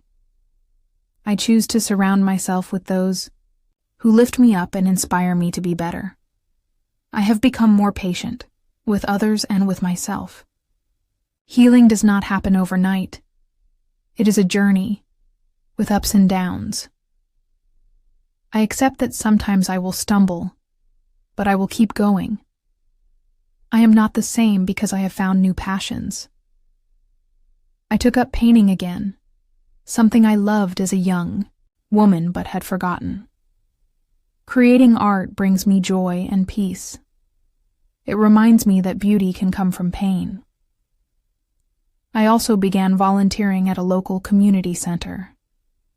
Helping others gave me a sense of purpose. It reminded me that we are all connected, and kindness can heal wounds in ways we cannot always see. I notice that I smile more often now. Not because everything is perfect, but because I am learning to appreciate the little things. A sunny day, a kind word, a good cup of tea. The woman I was before may have been afraid to stand alone, but now I am proud to walk my own path. I do not need anyone else to complete me. I am whole as I am. Sometimes I still feel a pang of sadness when I think about what I lost. But that sadness no longer holds me captive. It is part of my story, but it does not define my future. I have learned to listen to my inner voice. It guides me gently, reminding me of my strength and my dreams. I trust myself more than ever. This change has given me hope. Hope that no matter what life brings, I can face it with courage. That I can create a life filled with love, joy, and meaning. I am not the same, and I am grateful for that. Because who I am now is someone I am proud to be. Change is not easy. It is often painful and lonely, but it is also beautiful and necessary. I embrace this new version of myself with open arms, ready to face the future with an open heart. And I know that this is just the beginning. Sometimes, when the darkness feels endless, all it takes is a small light to change everything. I had been living in a place of quiet sadness for so long that I forgot how even the smallest hope could shine so brightly. One day, that small light appeared in the most unexpected way. It was a chilly afternoon in early spring. The wind still carried a bite, but the sun was trying hard to warm the earth. I decided to take a walk in the park near my house. The trees were beginning to show the first hints of green. There was something hopeful about the new life stirring after the long winter. As I walked, I felt the weight of loneliness pressing down on me, as it often did. But I also felt a faint stirring inside me. A tiny spark that I had almost forgotten. I told myself to keep going, step by step. At the edge of the path, I saw a small child playing with a bright red balloon. The child's laughter was pure and joyful. It floated on the air like music, reaching deep into my heart. I watched as the balloon danced with the wind, bright and free. That moment felt like a gift. A small light breaking through the clouds of my sadness. I smiled even though my heart still felt heavy. The child's happiness reminded me that joy could still exist, even when life feels hard. I sat down on a nearby bench and took a deep breath. The air was fresh and filled with the scent of new flowers. I closed my eyes and let myself simply be. For the first time in a long while, I allowed a quiet hope to grow inside me. This small light was fragile, like the first flame of a candle in the dark. But I held on to it carefully. I did not want to rush or push it away. I knew healing takes time, and even the smallest hope can grow stronger with patience. Later that day, I wrote in my journal about the feeling of hope I had found. Writing helped me understand my thoughts and emotions. It was like talking to a friend who always listens. I wrote about the balloon, the child's laughter, and how that simple moment had touched my soul. I realized that sometimes we forget to notice the small things, the little lights that show us the way when everything else feels dark.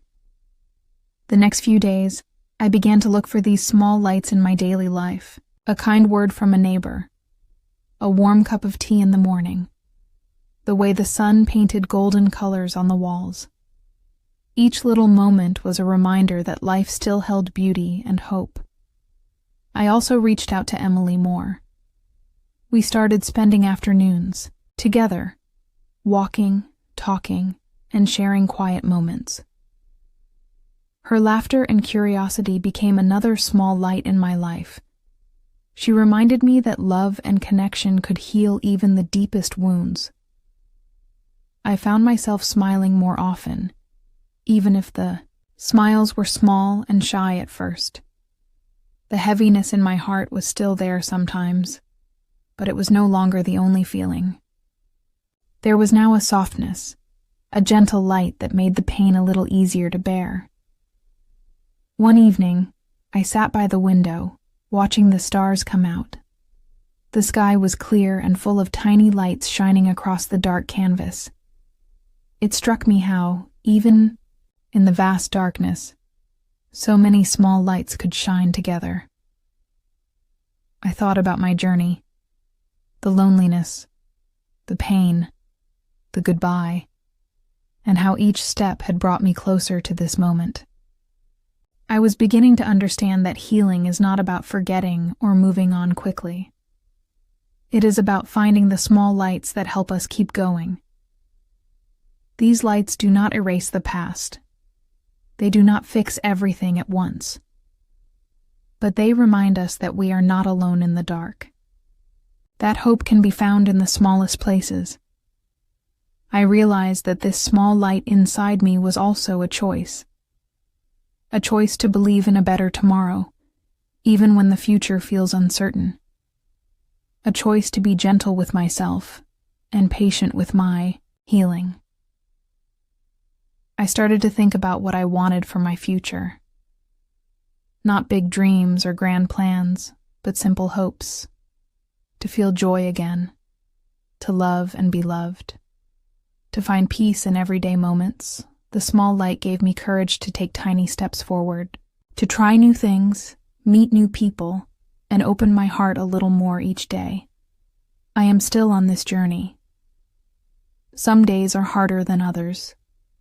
The darkness sometimes returns, and that is okay. I know now that the small light will be there, waiting for me to find it again. This light is a promise that no matter how difficult life gets, hope remains. It is the beginning of something new, the quiet strength that grows from within. I am learning to trust this small light, to let it guide me gently toward healing and happiness. Because sometimes, all it takes is a small light to change everything. Starting over is never easy. I had lived many years carrying pain and doubt inside me. But one morning, I woke up with a quiet resolve. It was time to begin again. Not with a loud declaration or big plans, but with small, gentle steps toward a new life. I looked around my home, the same walls that had held so many memories. Some brought comfort, others brought sorrow. Yet this time, I saw the space differently. It felt like a blank canvas waiting for me to create something new. I felt a spark of hope in my heart. The first step was simple. I took care of myself. For years, I had put others before me. I neglected my needs, my feelings, and my dreams. Now, I made a promise to listen to my body and my mind. I started waking up earlier to enjoy the quiet morning air. I brewed my favorite tea, savoring the warmth in my hands. I began a daily routine of gentle stretching and breathing exercises. Nothing intense or overwhelming, just enough to remind myself that my body deserved kindness. These small acts of self-care felt revolutionary. I was reclaiming my life, one moment at a time. I also made space for reflection. Every evening I wrote in my journal. Sometimes I wrote about the day's events, sometimes about my feelings. Writing helped me understand myself better. It was like having a conversation with a wise friend inside me. One day, I realized that beginning again did not mean forgetting the past. Instead, it meant accepting it fully. I carried my history with me not as a burden but as a part of who I was. The lessons I had learned from pain and loss gave me strength to move forward. I reached out to old friends I had lost touch with over the years. Some responded warmly, eager to reconnect. Others needed time. I understood that rebuilding relationships would take patience and trust. Emily was my constant support. Her youthful energy reminded me to find joy in simple things. Together, we explored new hobbies. We took painting classes at the community center. At first, I was nervous and unsure, but the colors on the canvas soon became a way to express emotions I had kept inside for so long. Painting was a form of freedom. Each brushstroke was a step toward healing. Sometimes the images I created surprised me. They showed pain, but also hope and light. I learned that creativity could be a powerful tool for growth. I also began volunteering at the community center regularly. Helping others gave me purpose and connected me to people with kind hearts. It reminded me that we all have stories of struggle and triumph. Sharing kindness became part of my healing journey.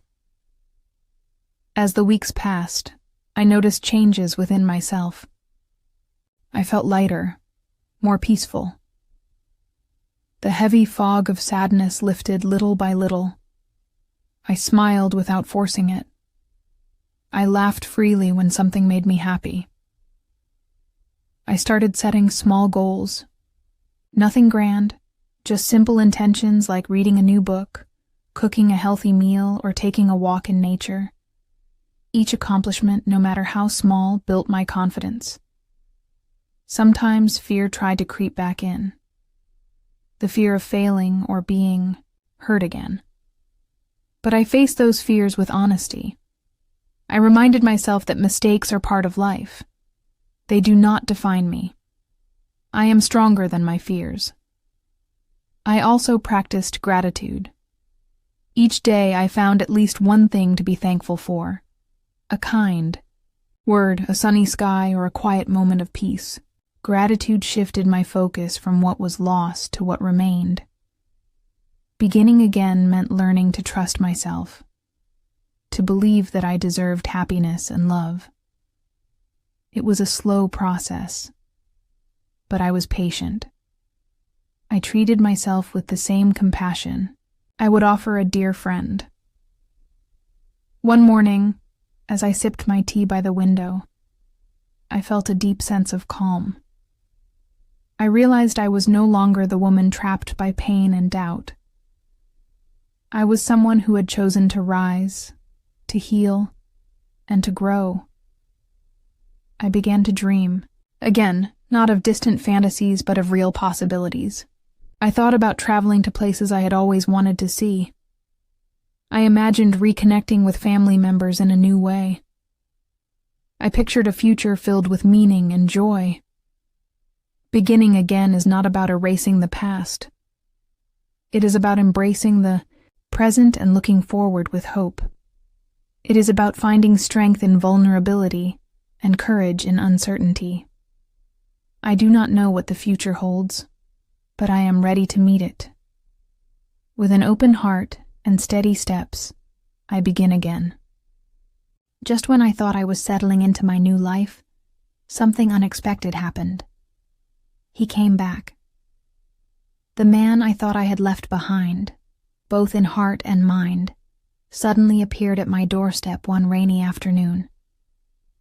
His presence stirred emotions I thought were long buried. I was not sure if I was ready for this moment, but there it was, a moment that would test my strength and the progress I had made. It started with a phone call. I was sitting at my kitchen table, writing in my journal, when the phone rang. The number was unfamiliar. I hesitated, but answered. His voice was soft, almost hesitant. May I come by? I need to talk. I felt a mixture of surprise and caution. I was not sure if I wanted to open that door again. The pain from before was still fresh in my memory, but part of me was curious. After a long pause, I said, Okay, come over, but only for a short time.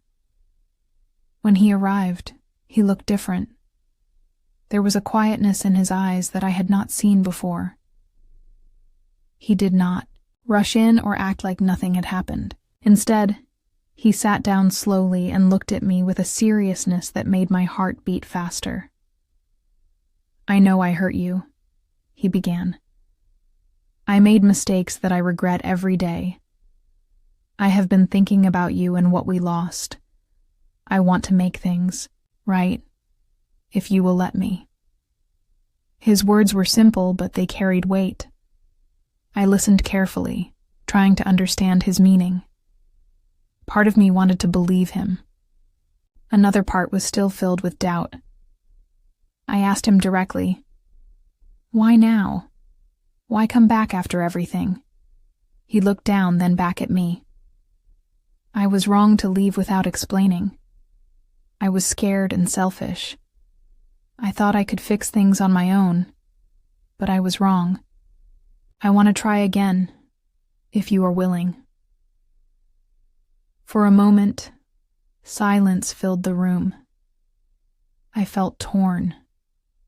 I remembered the pain, the nights I cried alone, and the long road I had traveled to find peace. I also remembered the small lights that had helped me heal, the laughter of my granddaughter, the warmth of new friendships, and the hope I had found inside myself. I knew I could not simply erase the past. Trust would have to be rebuilt slowly, and I had to protect my heart. I appreciate your honesty, I said quietly. But I am not the same person you left. I have grown and learned to stand on my own. If we are to have anything again, it will be different. It will take time and patience. He nodded. I understand. I am willing to do whatever it takes. Over the next days, he tried to reconnect. He sent messages asking how I was and shared small memories from our past. Errata. First, I responded cautiously. I did not want to close the door completely, but I also did not want to rush back into old patterns. One afternoon, we met for coffee at a small cafe. The air was filled with the scent of fresh pastries and the soft murmur of conversation. Sitting across from him, I saw the man I once loved, but also a stranger who had changed. We talked about simple things, books, music, the weather. There was an awkwardness, but also a gentle warmth. I noticed that he listened more than he spoke. It felt different from before. Still, I could not ignore the fear inside me. What if history repeated itself? What if the wounds opened again? I knew I had to be honest with myself.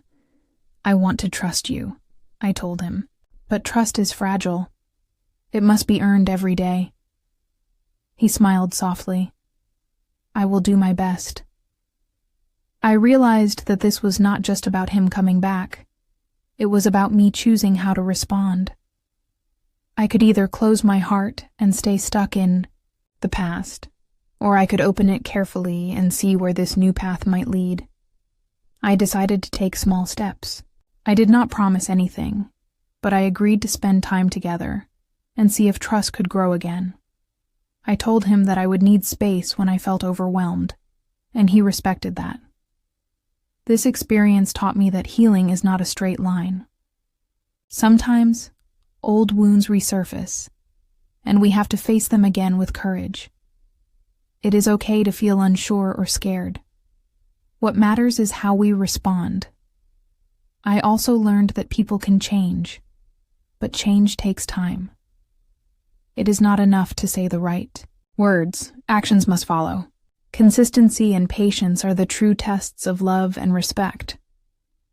Most importantly, I learned to choose myself. I would not lose the progress I had made. My happiness and peace were my priority. He is trying to come back into my life, but the decision is mine. I am no longer the person who blindly gave her heart. I am stronger now. I listen to my instincts. I protect my heart. This new chapter is uncertain, but I am ready to face it with honesty and care. I will let the small light of hope guide me, but I will also keep my eyes open. Whatever happens, I know one thing for sure. I choose myself first. When he came back, I realized quickly that I was not the same woman he had left. I was different now. I had grown in ways I did not expect. The pain I had felt was real, but it was not the whole story anymore. I had found new strength and a deeper understanding of myself. That change shaped how I responded to him, and to the possibility of us. Before, I would have rushed to forgive too quickly, or ignored my own feelings to keep the peace. Now, I knew better. I had learned that healing takes time. It requires patience and honesty, especially with oneself. Our conversations were different this time. I listened carefully to what he said, but I also paid attention to what he did not say. Words alone were not enough. I watched his actions closely because they showed his true intentions. Trust was no longer automatic. It had to be earned again, day by day. I noticed small things that I missed before. The way he looked at me sometimes carried a quiet apology. His voice was softer, less certain but more sincere. He did not try to control the conversation or avoid difficult topics. He was willing to be vulnerable, and that gave me hope. At the same time, I guarded my heart. I knew my worth. I would not let myself be hurt again. That meant setting clear boundaries and speaking up when something felt wrong.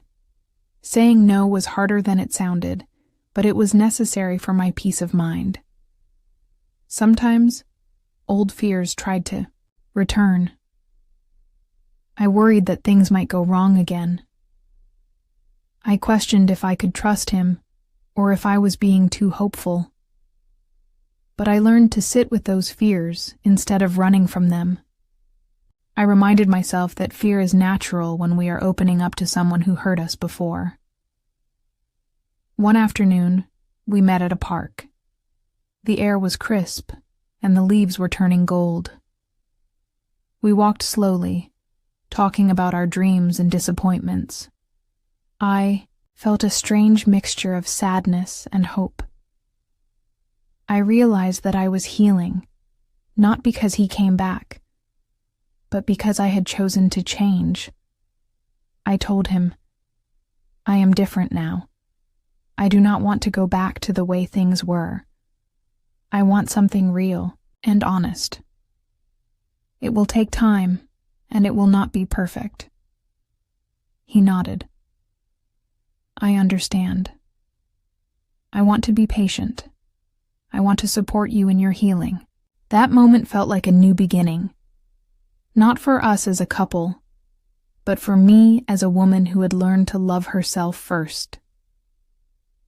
I spent a lot of time reflecting on what had changed inside me. I was no longer defined by the past mistakes or the hurt I had experienced. Instead, I was defined by my resilience and my courage to move forward. I realized that being different meant accepting all parts of myself, the pain, the joy, the mistakes, and the growth.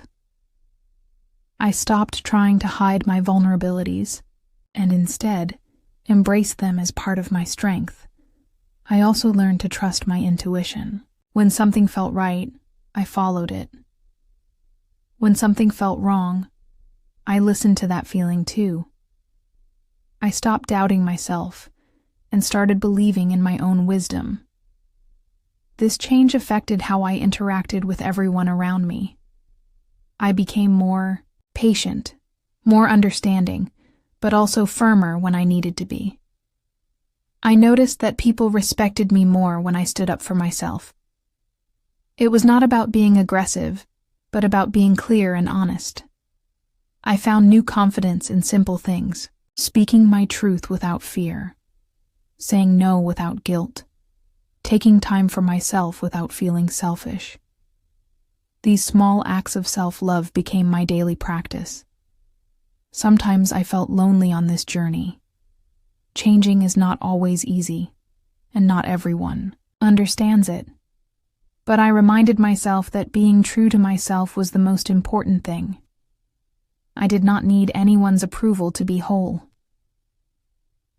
As I looked in the mirror, I saw a woman who had been through storms, but was still standing. Her eyes carried stories of sorrow, but also a quiet fire of hope. That woman was me. I knew that the future was uncertain. I did not know if he would stay or leave again. But I was okay with that. I was not afraid anymore. I trusted myself to face whatever came next. This new version of me was free from the chains of the past. I was ready to create a life that honored my values and my heart. I began to dream again, not just about relationships, but about my purpose and passions. I thought about new projects, friendships, and adventures. I saw possibilities where before there was only fear. Being different meant I was no longer a victim of my circumstances. I was the author of my story. I held the pen, and I was ready to write the next chapter with courage and grace. I felt a deep sense of peace that I had not known before. It was not the absence of pain, but the presence of hope. It was knowing that I could face anything because I had already overcome so much. In this new light, I embraced my past without shame and my future without fear. I was different now. And that difference was my greatest gift. Choosing myself was not easy. It was a decision I had to make every day, sometimes every hour. After everything I had been through, I realized that my happiness and peace could no longer depend on anyone else. I could not wait for others to change or fix what was broken. The power to heal and grow was inside me. When he tried to come back, I listened with an open heart, but I also remembered who I was now. I was no longer the woman who lost herself in others' needs. I had learned to protect my heart, and that meant putting myself first. Saying I choose myself was not selfish. It was necessary. It was an act of love for the woman who had endured pain, disappointment, and fear, but still stood strong. I owed it to myself to be kind, patient, and brave. Every morning, I woke up with this thought in mind. I reminded myself that I deserved respect, kindness, and honesty. I deserved to live a life filled with joy, even if it was small moments at a time. Choosing myself meant setting boundaries. It meant saying no when something did not feel right. It meant walking away from situations and people that did not support my well-being. At first, it felt uncomfortable. I was used to pleasing others and avoiding conflict. But as I practiced, I found freedom. I found strength in the words no, thank you, and I need time to think. I began to notice how much energy I had when I stopped carrying the weight of other people's expectations. It was as if a heavy fog had lifted. I could breathe deeply and think clearly. Choosing myself also meant forgiving the past. I let go of guilt, regret, and blame. I understood that holding on to these feelings only kept me trapped. Forgiveness was not about excusing mistakes, but about freeing myself from their hold. I wrote in my journal often. I poured out my thoughts, fears, and hopes onto the pages. Writing helped me see how far I had come and what I still wanted.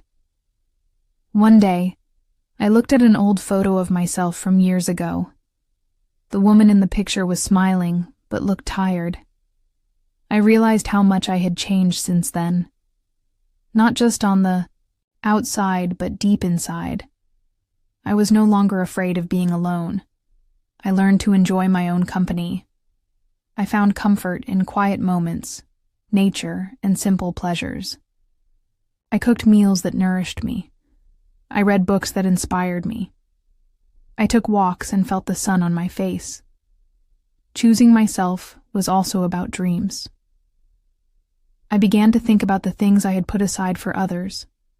I wanted to travel, learn new skills, and reconnect with old friends. I wanted to live fully and without apology.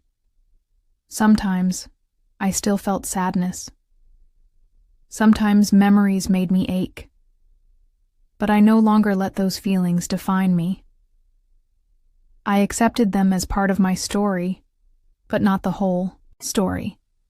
I talked to a counselor to help me understand my emotions better. Sharing my struggles with a kind listener made me feel less alone. It gave me tools to cope with difficult moments. My family noticed the change too. My children saw a calmer, stronger mother. My friends saw a woman who smiled more and worried less. Even my grandchildren sensed the light inside me. Choosing myself did not mean I stopped caring for others. It meant I cared for myself first, so that I could be present for them in a healthy way. When I was whole, I could give love without losing myself. One afternoon, I sat on the porch watching the sunset. The sky was painted with pinks and oranges. I felt a deep gratitude for the journey I had taken, the heartbreak, the healing, and the growth. I whispered to myself, I choose me. That choice gave me peace. It gave me power. It gave me hope. From that day on, I made a promise to honor myself in every decision. I would listen to my heart and trust my instincts. I would not settle for less than I deserved. Choosing myself was a quiet revolution. It was the bravest thing I had ever done. It was the beginning of a new chapter, one filled with self-love, courage, and endless possibilities. I am proud of who I have become. I am excited about who I will be. I choose myself today and every day. The morning sun poured through the window, casting soft light across the room. I woke slowly, feeling a quiet calm that had not been there for a long time. It was a new day, and somehow it felt different. Not because everything had changed all at once, but because I had changed inside. I sat up in bed and took a deep breath. The air was fresh, and the world outside seemed full of possibilities. For the first time in many months, I smiled. Not because I had forgotten the past, but because I had survived it. That survival was something to celebrate. I got dressed slowly, choosing my clothes with care. I wanted to wear something that made me feel good, not something that hid me away. It was a small but important step toward reclaiming my sense of self. Downstairs, the house was quiet. I poured myself a cup of tea and looked out the window. The garden was waking up, bright with morning dew and birdsong. It reminded me that life continues, no matter the hardships we face. As I sipped my tea, memories floated through my mind. There were moments of sadness, anger, and confusion, but also moments of strength and hope. I realized that those moments had shaped me into the woman I was becoming, stronger, wiser, and more compassionate. I thought about my family and how our relationships had changed. There had been pain and distance, but also chances for healing. I knew that forgiveness would take time, and that was okay. What mattered was that I was willing to try. The phone rang softly. It was my daughter. Her voice was gentle, full of warmth. I had not heard in a while. We talked about small things, her new job, the weather, my plans for the day. There was no rush, no pressure, just a peaceful connection. After the call, I stepped outside into the garden. The sun was higher now, warming my face and hands. I took a slow walk among the flowers and plants I had cared for over the years. Each bloom seemed to hold a story of patience and growth, just like me. I sat on the bench and closed my eyes. I let the sounds of nature wash over me. The rustling leaves, distant laughter of children playing, and the soft hum of life around me. In that moment, I felt completely present. It struck me that a new day does not mean a perfect day. It means a fresh chance to make choices that honor who I am and who I want to be. It means moving forward, even if the steps are small and uncertain. I remembered a line I once read. She smiled. Not because she forgot, but because she survived. That was me now. I carried scars, but I also carried strength. I was learning to live with both. Later, I prepared a simple lunch and invited a friend over. Sharing food and stories felt comforting. We laughed quietly and spoke openly about our journeys. It was a reminder that none of us walk alone, even when it feels like the afternoon passed gently. I read a few pages of a book that inspired me and wrote some thoughts in my journal. Writing helped me organize my feelings and celebrate small victories. As evening approached, I sat by the window again. The sky turned soft shades of pink and purple. The world was settling down, ready for rest. I felt grateful for this day, for this new beginning. I thought about the future without fear. There were still challenges ahead, but I knew I had the tools to face them. I had learned to trust myself and to ask for help when I needed it. I realized that a new day is also about hope. Hope that tomorrow can be better, that growth is possible, and that I am worthy of happiness. That night, before going to bed, whispered a promise to myself. I will welcome each new day with courage and love. I will honor my journey and keep moving forward. I knew that not every day would be easy, but each day was a gift. I was ready to open my heart to life again, with all its beauty and pain. A new day was here, and I was ready. Gratitude is a quiet power. It is not loud or flashy, but it holds the ability to heal wounds and brighten the darkest days.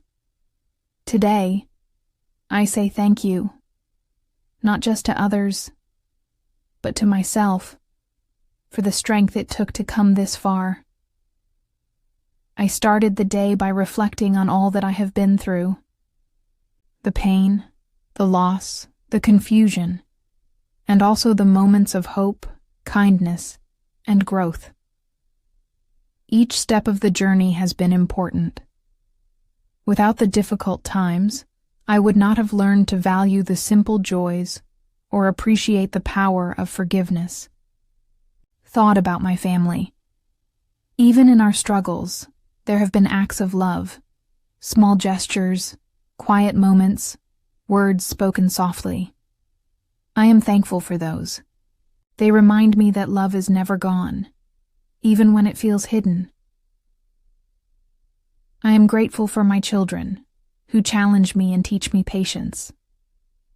They show me the meaning of unconditional love, even when we disagree or hurt each other. They remind me that family is a journey, not a perfect picture. Thank you, I whispered to them in my heart, for being part of my life. Thank you for your presence, your laughter, and even your mistakes. They all helped me grow. I also said thank you to the friends who stood by me when I was weak. They listened without judgment and offered their support freely. Their kindness gave me hope and reminded me that I am not alone. There were times I felt too tired to keep going, but their presence lifted me. For their friendship, I am deeply grateful. Most importantly, I said thank you to myself for the courage to face my fears, for the willingness to heal, for choosing to love even when it was difficult. It took time to see myself as worthy of kindness. It took patience to forgive my own mistakes and accept my imperfections. But today, I honor that growth. Saying thank you is not about pretending everything is perfect. It is about recognizing the good that exists, even in the midst of challenges. It is about choosing to see light when there is darkness. I wrote these thoughts in my journal. Writing helps me understand my feelings and reminds me of my progress. Each word on the page is a step forward. Later, I called my mother. We talked about simple things, our favorite recipes, memories of old family trips, and plans for the coming weeks. Our conversation was easy and warm. It felt like a healing balm to my soul. I realized how important it is to appreciate these small connections. They build a foundation of love and trust that can weather storms. At the park, I watched children playing. Their laughter filled the air, pure and joyful. It reminded me of the innocence and hope that life offers. I felt thankful for the chance to witness such beauty. In the evening, I sat quietly and thought about forgiveness. I had forgiven others and myself, but I knew forgiveness is a process, not a destination. I am learning to be gentle with my heart. Thank you, I whispered, for the ability to forgive and to let go. I also thought about the people who had hurt me. I understood that they were carrying their own pain and struggles. This awareness brought compassion into my heart. Gratitude has a way of softening even the hardest feelings. It opens space for healing and peace. Before I went to bed, I lit a candle. Its soft light flickered, reminding me that even a small flame can brighten the darkness. I made a silent promise to keep that light alive inside me. Thank you for this journey, I said to the universe. Thank you for the lessons, the love, and the strength. I know there will be difficult days ahead, but I choose to face them with a heart full of gratitude. I choose to see each day as a gift. Saying thank you is not just a moment, it is a way of living. It shapes how I see myself and the world around me. With gratitude, I find peace. With gratitude, I find hope. With gratitude, I find the courage to keep moving forward. Tonight, I close my eyes feeling thankful for the past, the present, and the future. Thank you from the bottom of my heart. Forgiving myself was the hardest step on this journey. It took me a long time to understand that I needed to let go of the blame I carried for things I could not change. I had spent years feeling guilty for mistakes, for choices, and for moments when I thought I had failed the people I loved. But slowly, I began to see that forgiveness was not weakness. It was the greatest act of strength I could give to myself. I started by recognizing the weight I carried. It was a heavy burden, filled with what-ifs and should-haves. I wondered how my life might have been different if I had done things another way. Those thoughts trapped me in a cycle of pain and regret. One quiet afternoon, I sat by the window with my journal and asked myself a simple question. What would I say to a friend who feels like I do right now? The answer came easily. I would tell her she is human, she is worthy, and she deserves kindness, especially from herself. That moment was a turning point. I realized I had been harsh and unforgiving to the person who needed compassion the most, me. I began writing letters to myself. In these letters, I expressed my feelings honestly.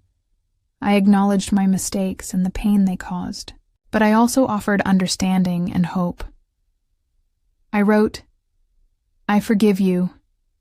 You did the best you could with what you knew." Sometimes tears came as I wrote.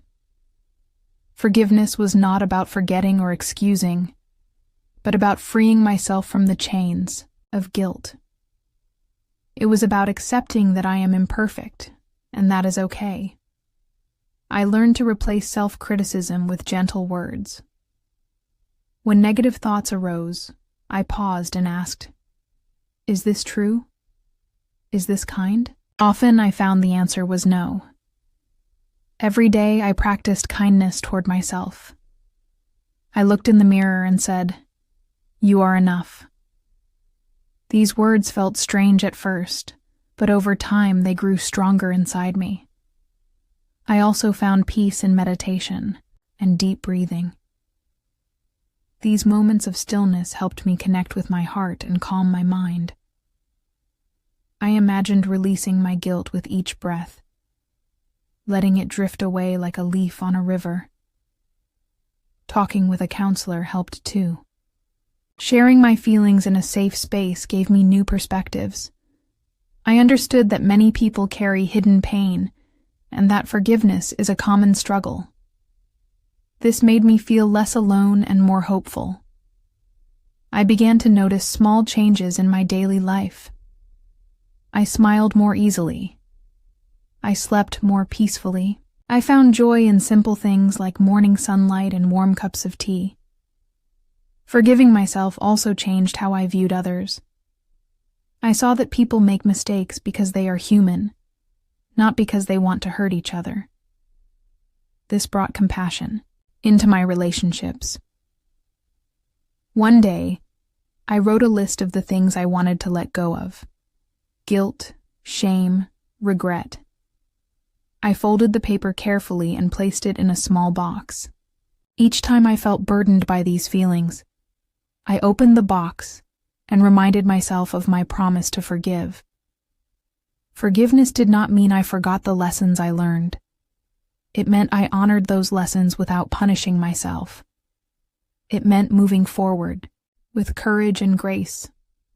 I thought about the future and the woman I wanted to be. She was kind, strong, and free. She embraced her past but did not live in it. She chose love over fear. I realized that forgiving myself was a gift that allowed me to open my heart again. It created space for healing, happiness, and new beginnings.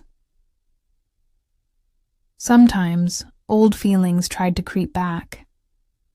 When they did, I gently reminded myself that forgiveness is a journey, not a destination. I would return to my letters, my breaths, and my promises. I forgave myself for the times I doubted my worth. I forgave myself for the times I put others first and lost sight of my needs. I forgave myself for the moments of fear and sadness. And slowly, I felt lighter. I felt whole. Forgiving myself did not erase the past, but it changed how I carried it. Instead of a heavy load, it became a story of resilience and hope. Tonight, I close my eyes and say, I forgive you. I say it with love and with truth. I'm ready to live fully, free from the chains of guilt. I am ready to be kind to the woman I see in the mirror. Forgiveness is my path to peace. Forgiveness is my gift to myself. Freedom is a feeling I had forgotten for many years. It is not about escaping problems or running away from pain. True freedom is something deeper. It is about feeling alive in your own skin, walking with your head held high, and knowing that no one can take your peace away. Today, I am free. I woke up this morning with a sense of lightness I had not known in a long time. The weight of guilt, fear, and regret that once held me down was lifting. I could breathe more deeply and see the world with clearer eyes. I slipped off my slippers and walked barefoot across the cool wooden floor. The touch of the earth beneath my feet felt like a small celebration, a reminder that I am connected to life in a real, powerful way. Each step was a step into freedom. Outside, the garden was alive with color. Flowers swayed gently in the breeze, and birds sang their morning songs. I stepped out onto the porch and took a deep breath. The fresh air filled my lungs, and I smiled. I remembered the days when I felt trapped, stuck in a cycle of doubt and sadness. Those days felt distant now, like shadows fading in the sunlight.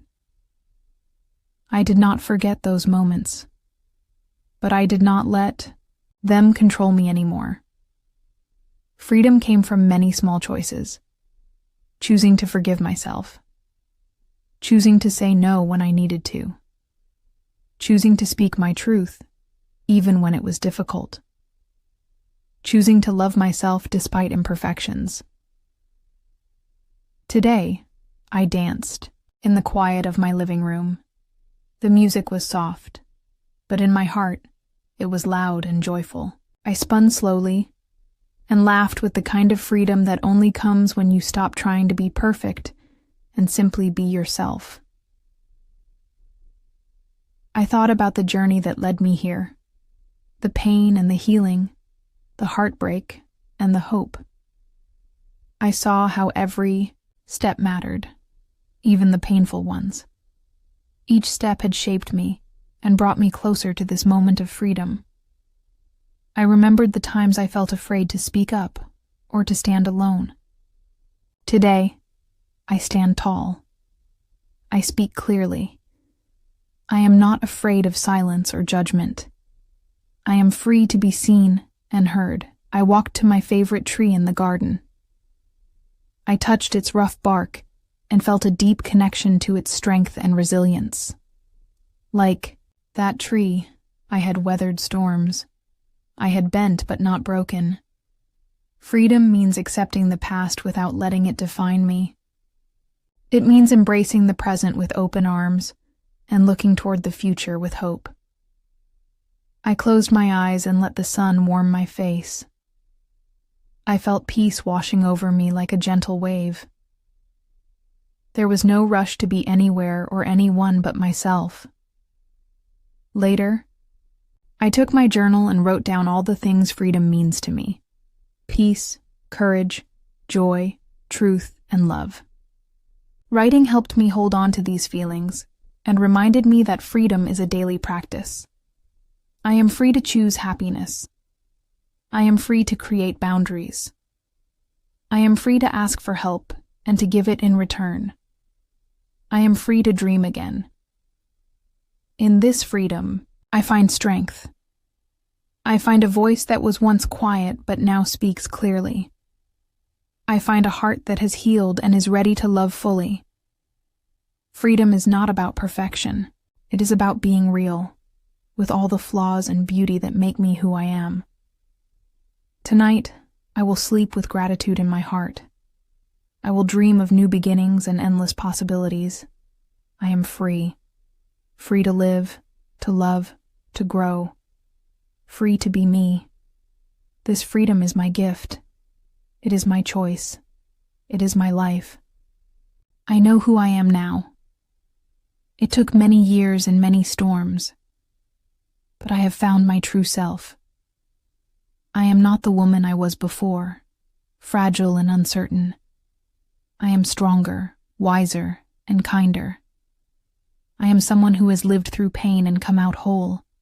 I'm proud of the woman in the mirror. For a long time, I tried to fit into other people's expectations. I changed myself to please others or avoid conflict.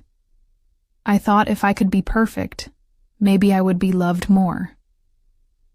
But I was wrong. I learned that true love begins with accepting yourself, flaws and all. I look back and see how much I have grown.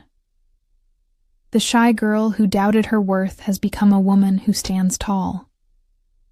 She speaks her truth and honors her feelings. She knows that her voice matters. Understanding who I am means embracing my past, all of it. The mistakes, the heartbreaks, the joys, and the lessons. Each experience has shaped me, like pieces of a puzzle coming together to form a beautiful picture. I remember the times I felt lost, those dark moments when I did not recognize myself in the mirror. I wondered if I would ever find my way back. But slowly, piece by piece, I reclaimed my identity. Knowing who I am is not about being perfect.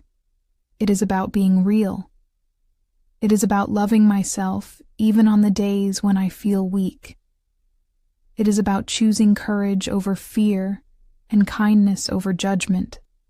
I've learned to listen to my inner voice. It guides me like a gentle light in the darkness. When I am confused, I take a moment to breathe and hear what my heart says. This journey has taught me patience. Change does not happen overnight. It is a process that takes time, effort, and compassion. I remind myself to be gentle when I stumble, and to celebrate every small victory. I have also discovered the power of boundaries. Saying no when I need to is not selfish. It is a way to protect my peace and respect my limits. Setting boundaries has helped me build healthier relationships based on mutual respect. Knowing who I am means accepting that I am enough. I do not need to prove my worth to anyone. I am valuable simply because I exist. I find joy in simple things now. A warm cup of coffee in the morning, the sound of birds outside my window, the feeling of sunshine on my face. These moments remind me that life is beautiful, even in its ordinary parts. I am not afraid to dream again. I have hopes and goals that inspire me to keep moving forward. I know that my past does not define my future. I am free to create the life I want. Being true to myself has changed how I connect with others. I no longer hide behind masks or pretend to be someone I am not. I attract people who appreciate me for who I am. My relationships feel deeper and more genuine. I have learned to forgive not only others, but also myself. Holding on to anger and regret only weighs me down. Forgiveness has opened my heart to healing and peace. I know that life will still have challenges. There will be times of doubt and sadness, but I am ready to face them with courage and grace. I carry strength inside me that no one can take away. I am proud of the woman I have become. She is compassionate, brave, and resilient. She is a survivor who chooses hope every day. Tonight, I sit quietly and reflect on this journey. I feel gratitude for every experience that brought me here. I feel love for myself and for those who walked beside me. I whisper to myself, "You are enough. You are worthy. You are loved." Knowing who I am has given me freedom and peace. It has given me a foundation to build a joyful and meaningful life. This is not the end of my story. It is a new beginning, a chapter filled with possibility and light. I invite you to find your own truth, to embrace your story with kindness and courage, to know that you are enough, just as you are. I want to speak directly to you now, from my heart to yours. This story I have shared is not just mine. It is a journey that many of us walk, though the paths may be different. If you have ever felt lost, hurt, or alone, I hope my words can bring you comfort and hope. Life is not easy. We face challenges that test our strength and our spirit. Sometimes the people we love hurt us, or we make mistakes that weigh heavily on our hearts. These experiences can leave us feeling broken or unsure of ourselves. But here is the truth I have learned. You are stronger than you think. Inside you is a light that can never be extinguished. No matter how dark the night seems, that light is waiting to shine again. I want you to know that it is okay to feel pain. It is okay to cry and to ask for help. Healing is not a straight road. It has many turns and sometimes feels slow. But every step you take forward matters. Please be patient with yourself. Do not rush your journey. Healing takes time, and every small moment of kindness toward yourself helps you grow stronger. I encourage you to forgive. Forgive others, yes, but also forgive yourself. Carrying anger or guilt only holds you back. Forgiveness is a gift you give yourself, a way to free your heart and mind. Remember to listen to your own voice. You know yourself better than anyone else. Trust your feelings and your instincts. You have wisdom inside you, even if it feels buried right now. Take time to care for yourself. It could be something simple, like a walk in nature, a quiet moment with a book, or talking with a friend who understands you. These small acts of love build your strength. Do not be afraid to set boundaries. Saying no when you need to is not selfish. It protects your peace and helps you grow. Surround yourself with people who respect and support you. Know that it is never too late to begin again. Life offers new chances every day. You can choose to step into the light, even after the darkest times. I want you to feel proud of who you are. You have survived so much already, and that makes you brave. You are not defined by your mistakes or pain, but by the courage you show to keep moving forward. If you feel lonely, know that you are not alone. Many hearts are walking similar paths, and there is strength in connection. Reach out when you need. 2. Your story matters, and your voice deserves to be heard. Take moments to appreciate the beauty around you. A sunrise, a smile, a kind word.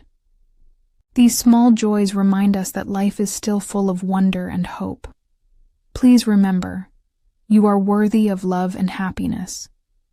Do not settle for less than you deserve. You have the power to create a life filled with peace and joy. If you ever feel overwhelmed, take a deep breath and remind yourself, this moment will pass. You are stronger than any challenge you face. I hope my story shows you that healing is possible, that pain can transform into strength, that the darkest nights can lead to the brightest mornings. Thank you for listening to me. Thank you for opening your heart. It means more than words can say. Before we end, I want to invite you to share your thoughts with me. Tell me where you are tuning in from. If this story touches your heart, please subscribe to join us on this journey. Tomorrow I will share something truly special that I have saved just for you. Remember, you are never alone. You are enough. You are loved. And you have the power to rise. May your path be filled with light, hope, and endless possibilities. With all my heart, thank you.